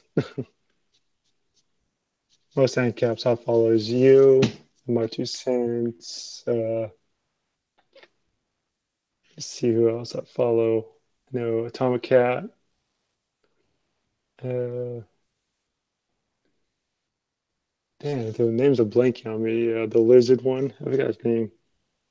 Oh, that's a Filthy Heretic. Yeah, Filthy Heretic, and there's Atomic and Dapperton and Dapperton. Yeah, who else? Yeah, maybe that group. Yeah. All right, Mysterious, etc. Nathan Larson is a congressional candidate in Virginia. However, he is also an ANCAP, but he's also an open pedophile. What are your thoughts on this? I honestly don't know what to think. You're going to get pedophiles everywhere. I mean, it's just someone's brain getting screwed up.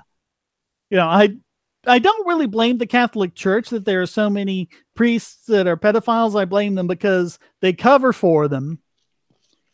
Exactly. So that their victims can't get any recompense. But yeah, I mean, you're gonna have people like that, and yeah, you just gotta call them out and make sure you don't align with them. But and then ANCAP is saying you try it with someone's kids, you might get a bullet in the face. Exactly. Yes, that takes care of that.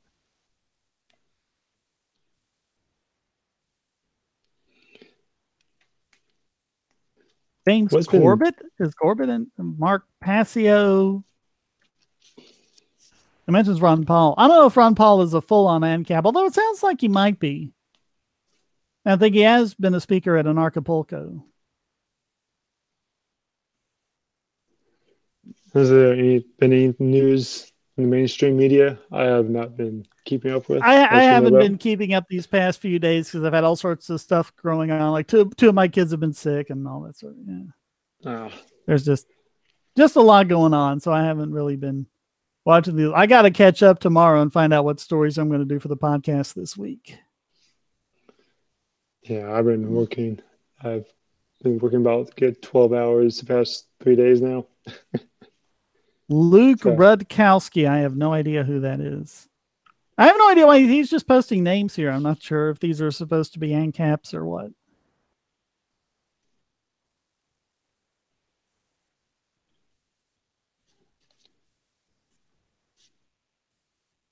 Pepperton's got a new character, by the way. I forget what he ended up calling. He was calling him Kill 'Em All for a while, but he changed it to something else. But he's the satanic character who evaluates people in, he does reaction videos and evaluates people in the video to see if they deserve a place in hell. So it's kind of an interesting take, just a fun little different direction to go from.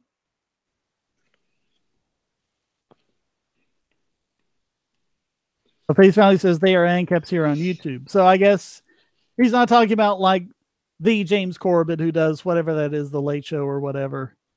But someone with that name on YouTube. All right.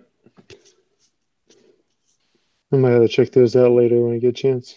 Yeah.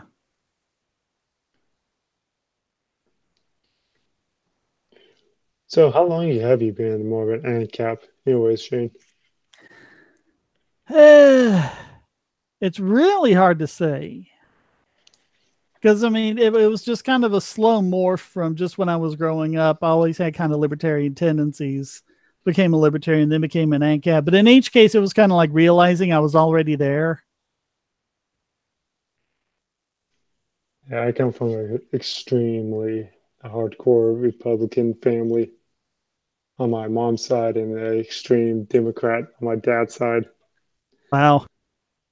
So I grew up Thanksgiving more dinners neutral. must be hilarious. Yeah, I kind of kept to myself. All right. Pagna Sesim. Oh, that's Mises ANCAP spelled backwards. I just got that. Metaphysically, do you believe in libertarian free will, compatibilism, or hard determinism? Well, definitely not hard determinism. I think I might be a compatibilist. I'm kind of this line between libertarian free will and compatibilism. It all depends. I can't really get anyone to nail down a definition of free will. That's the problem. Especially the determinists. They just kind of change the definition all the time to kind of avoid it. Do you like Tic Tacs? I'm partial to icebreakers, actually. Vaccines don't, Patrick Rooney, vaccines don't cause autism. Women having their first child in their late 30s does. That's interesting. I haven't seen that. I want to know that study. I don't know, because there used to be this theory about, when a woman waits a while to have kids, her eggs get old. And I think that's pretty much been debunked. So Yeah, I don't know about the egg is so much the chance of actually having a child without any issues usually is what happens when you get older. Yeah, I think it's pretty much been discredited, but I don't know about autism specifically. Yeah, I'm not sure about that.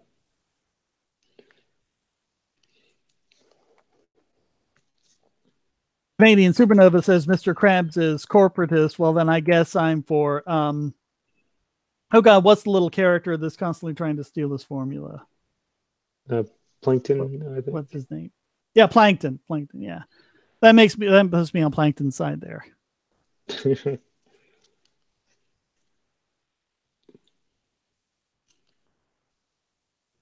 Krabs supports minimum wage, wants monopolies. Well, he wants a monopoly for himself, but minimum wage, I remember him just doing everything he can to pay Squidward and SpongeBob as little as possible. So I don't remember him.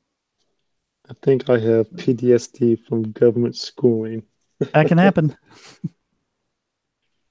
Yeah. Yeah, screw the government school system. I really hated it.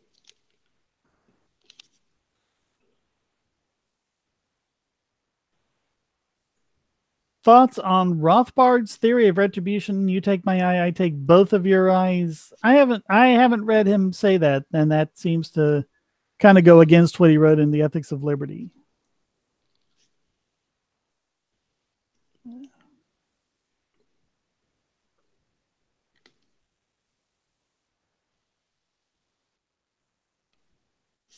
Yeah, PNW, etc., says his family is Republican by his dad's side, and mom's side is very Democrat. So, again, fun Thanksgiving dinners. Yeah, fun.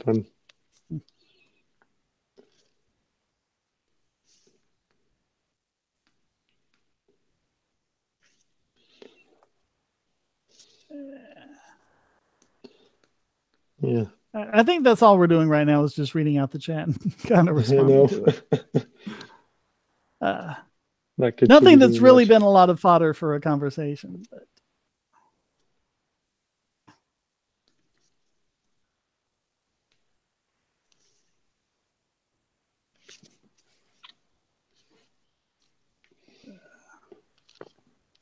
Wagner says, my family's full of alt-writers and conservatarians. I know a lot of conservatarians, but I don't actually know any alt-writers in the real world. All the ones I've encountered are online. I've known one alt-writer. It was before everyone called themselves alt-right, so he called himself Nazi supporter. So that was interesting.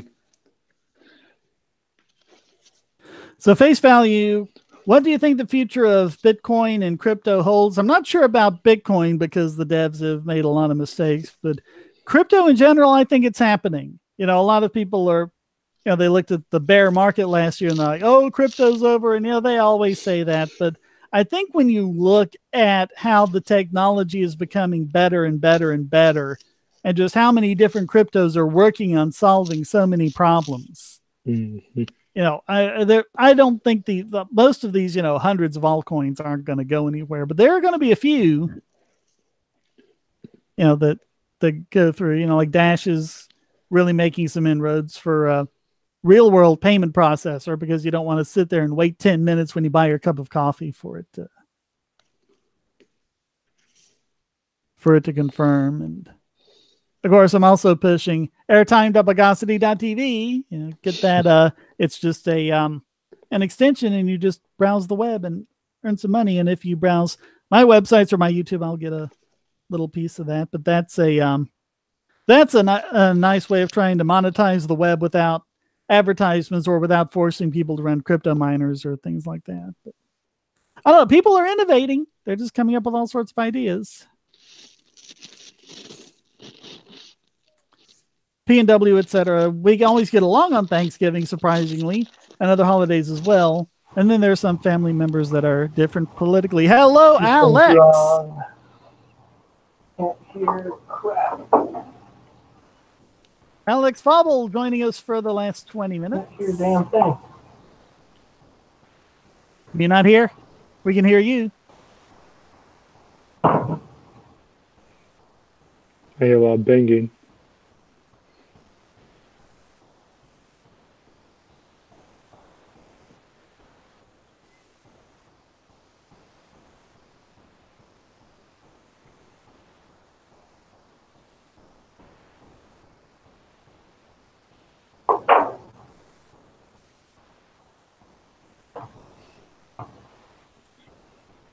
Okay, so deontologically, how do you rank crimes? From Pognacism, how can one say murder is worse than theft or assault is worse than fraud? It's about the amount of damage they cause. If you steal something from someone, you can give it back to them. If you murder them, you can't give them back their life. You know, the replacement value of that is infinite. You know, you murder... You murder Bob Smith, well, there's nowhere you can go to get another Bob Smith, you know, because he's the only one that there ever will be.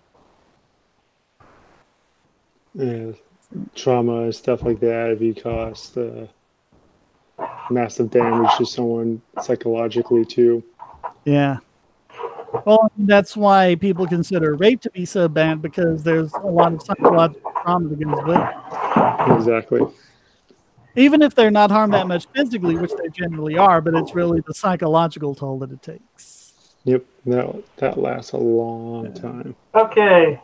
Can you hear us, Alex? Yeah, I can hear you. Yay! What's up? What are we talking about? Oh, well, we've just been kind of reading out the chat room. Because Charles Thomas was here for a while, and, you know, he's good about keeping a conversation going. But Scorch and I aren't, so we've just been kind of reading the chat room. Okay.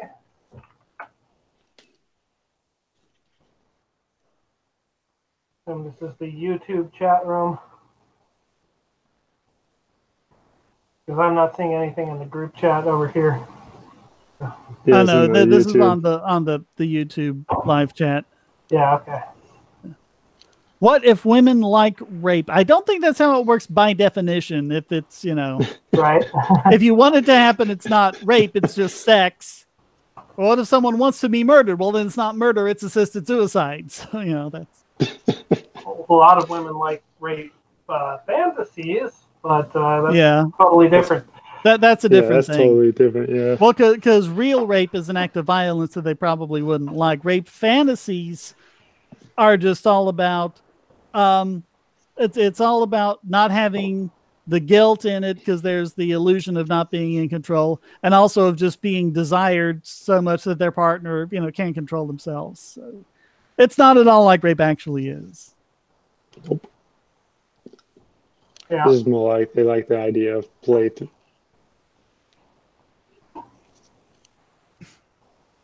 Should I be concerned that Salil Sawaram is in my YouTube music? I have no idea who that is, so I don't know. Without government, who will murder brown people?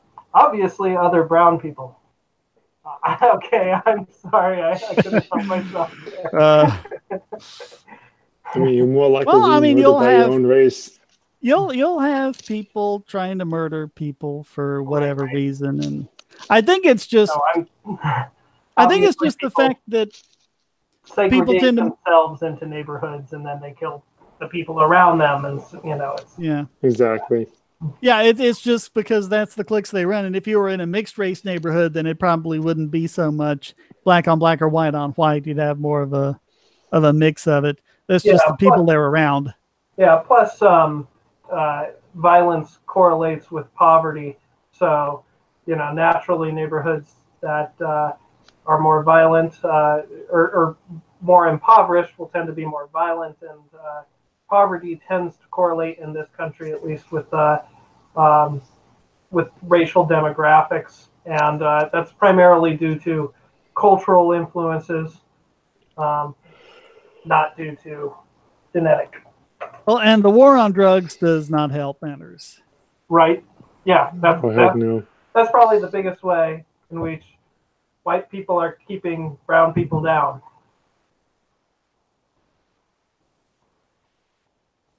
Face value says if you encroach on someone's rights, you're demonstrating that you do not recognize those rights of your own.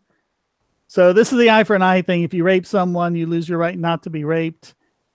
He's kidding, obviously. He's got the emoticon there laughing and says LOL, but no, that's not how it works, because you only get to use as much force as is possible to counter the effects of it, which is both stopping it from happening and also fixing any damage of it.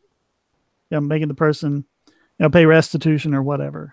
I'm not seeing any of these rape comments in the chat. You might have to hit live chat instead of top chat. I don't know what they filter out or. Oh, okay. Live chat. Got it. Yeah. Okay, let's see.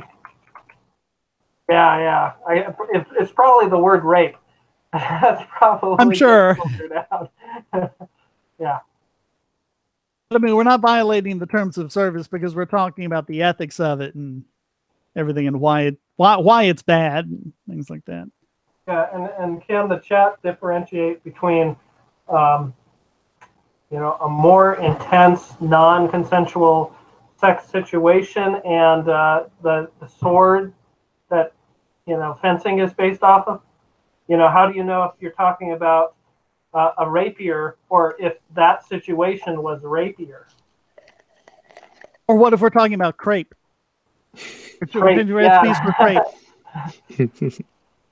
Or how about a wrapper?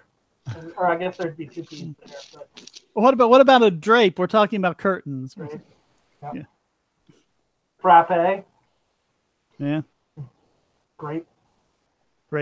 Did you see that Whitest Kids You Know sketch, The Grapist?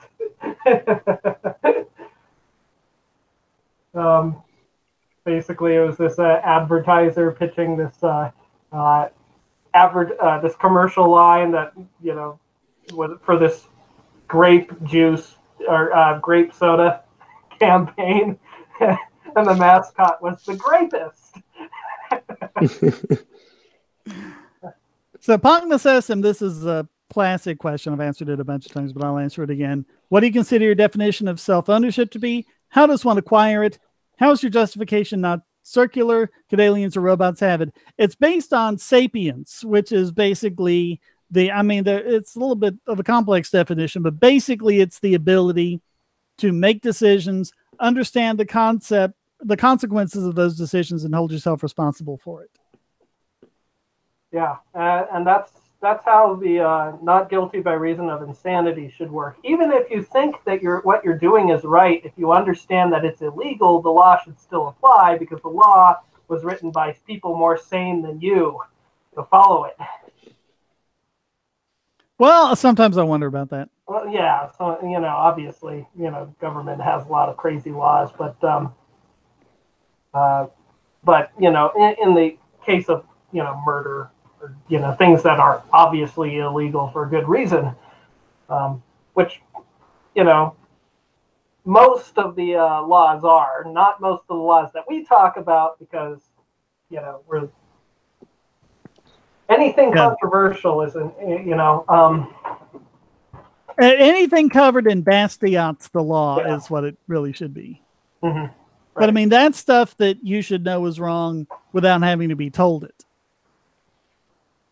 Yeah, but say you're a little kooky and you think that, oh, if I stab this child through the heart, then it'll prevent the Antichrist from popping out of the ground.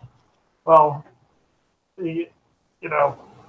obviously that person. Well, you try it in Ancapistan, and the child's father's probably going to shoot you in the face. So.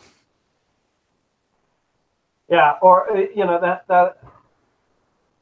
Right. So, or maybe not such an extreme example. Maybe they just think that something worse than a child dying is going to happen, but the law is there to make that person sufficiently afraid of committing the crime, so they don't commit it. And if they could understand, if they understand how the law is going to be applied to them, then innocent until proved, or not guilty by reason of insanity isn't a viable defense, in my opinion.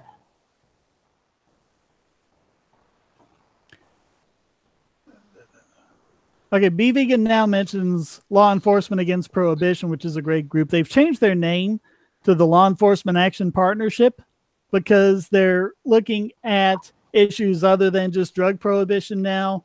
I haven't read all of them, but the ones I have read seem to follow along libertarian lines. So it doesn't seem like they're going against everything. They're just kind of expanding out, their libertarian ideals to other subjects. So check them out. Yeah. I'm trying to say whether that's a good thing, because if they're expanding out, then they might get less support. They want to end the war on drugs, but they also support this other issue that I disagree with, and then they have less influence. So.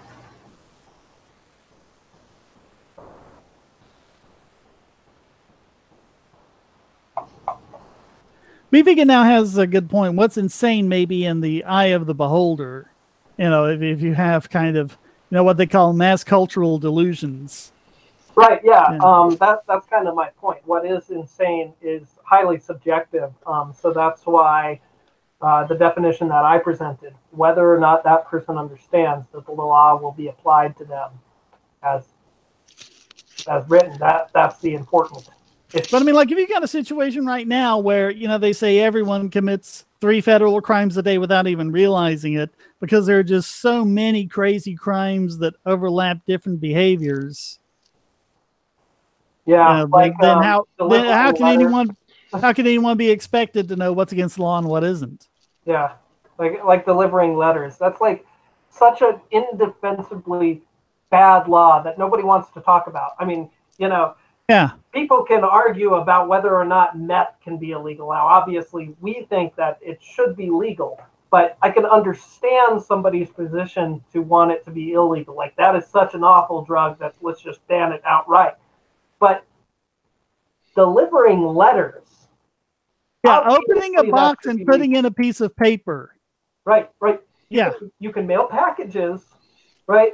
But those packages, they can't be this big.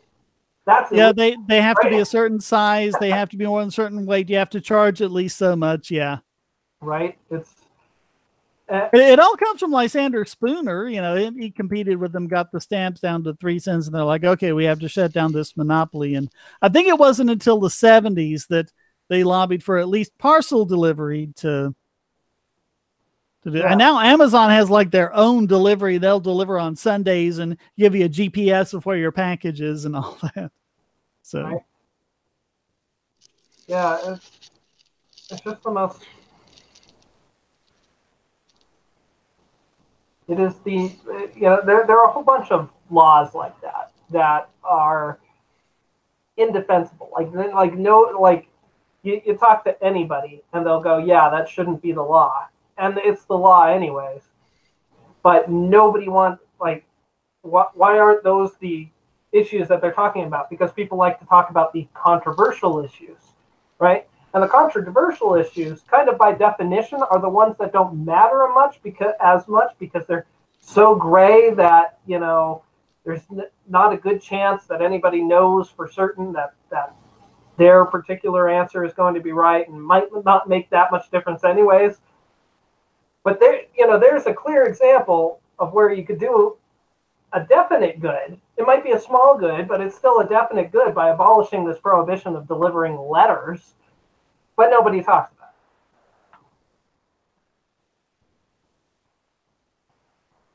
it.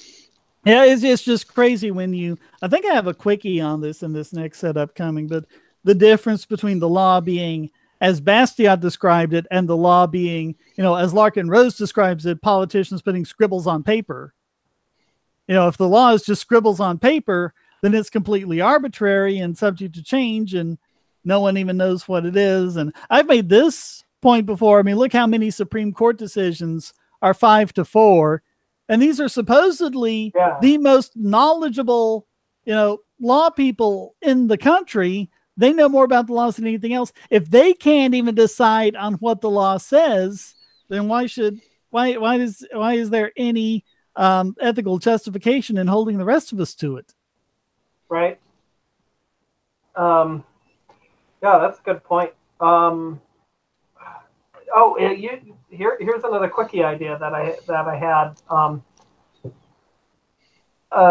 You might have done something like this. I can't remember, but the agree to disagree thing. I've done that one. Yeah, I think that was one of the first ones. Because I've noticed that agree to disagree always comes up right at the moment before you're actually going to change somebody's mind. If you actually commit to working out these issues, if you find somebody who's willing to actually work these out, you can actually change minds or establish some sort of agreement, some sort of understanding. But that agree to disagree always comes right at the moment, right before they would have actually had this revelation. And it's so frustrating because you got to go, you got to bring up, what was it, Āmin's agreement theorem? Or I think that's it, Āmin's agreement theorem. Let me look that up here. I'm not familiar with that one. Send me a link on it. I'll put it in the description. It seems to be a defense mechanism that they're doing just to avoid that. Yes, Āmin's agreement theorem. AUMANN.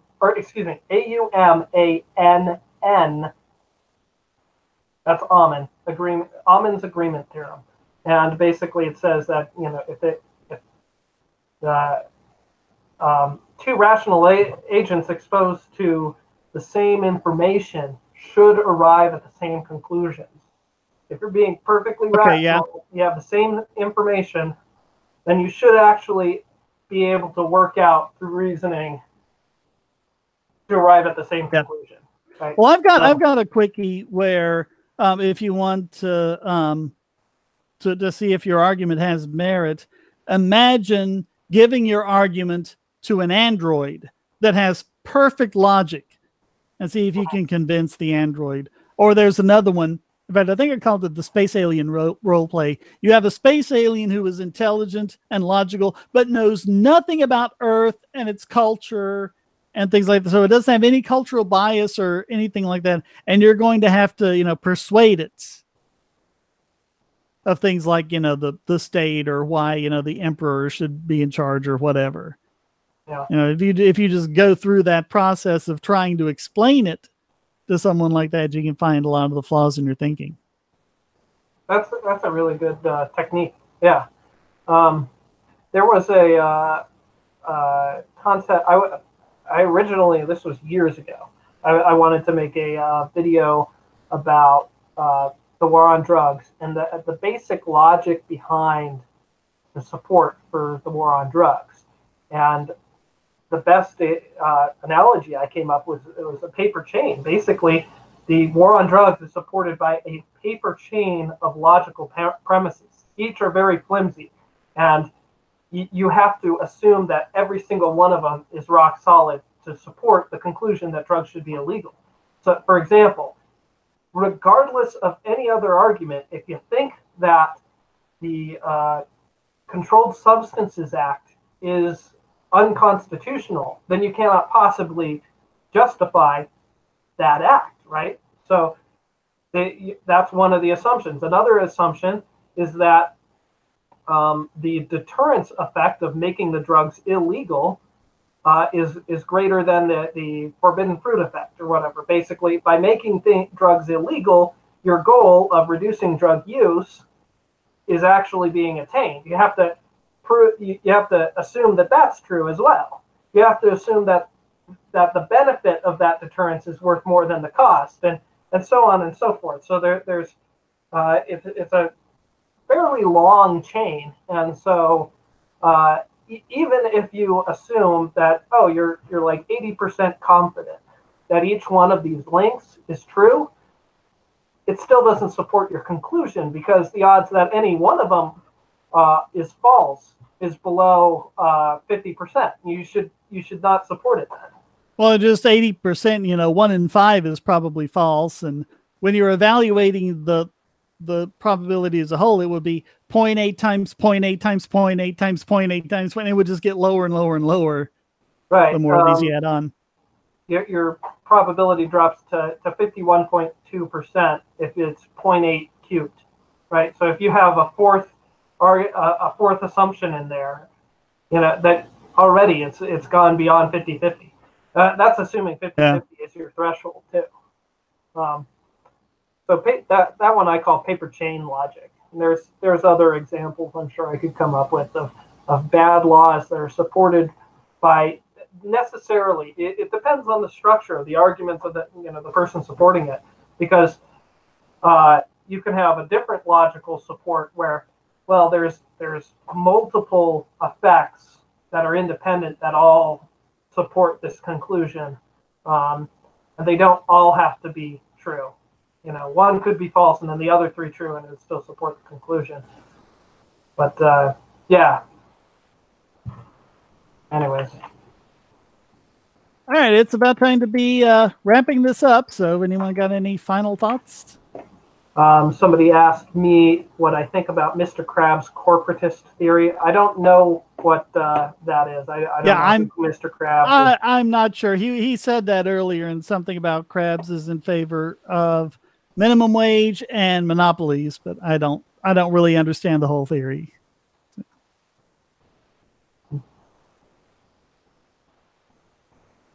Okay, well, wrapping things up. All right. Scorch, any final thoughts? Nah, not really. Okay.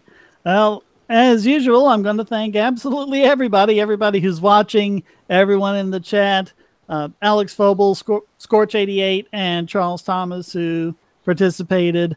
Of course, all of my donors and patrons, everyone who donated in the super chat.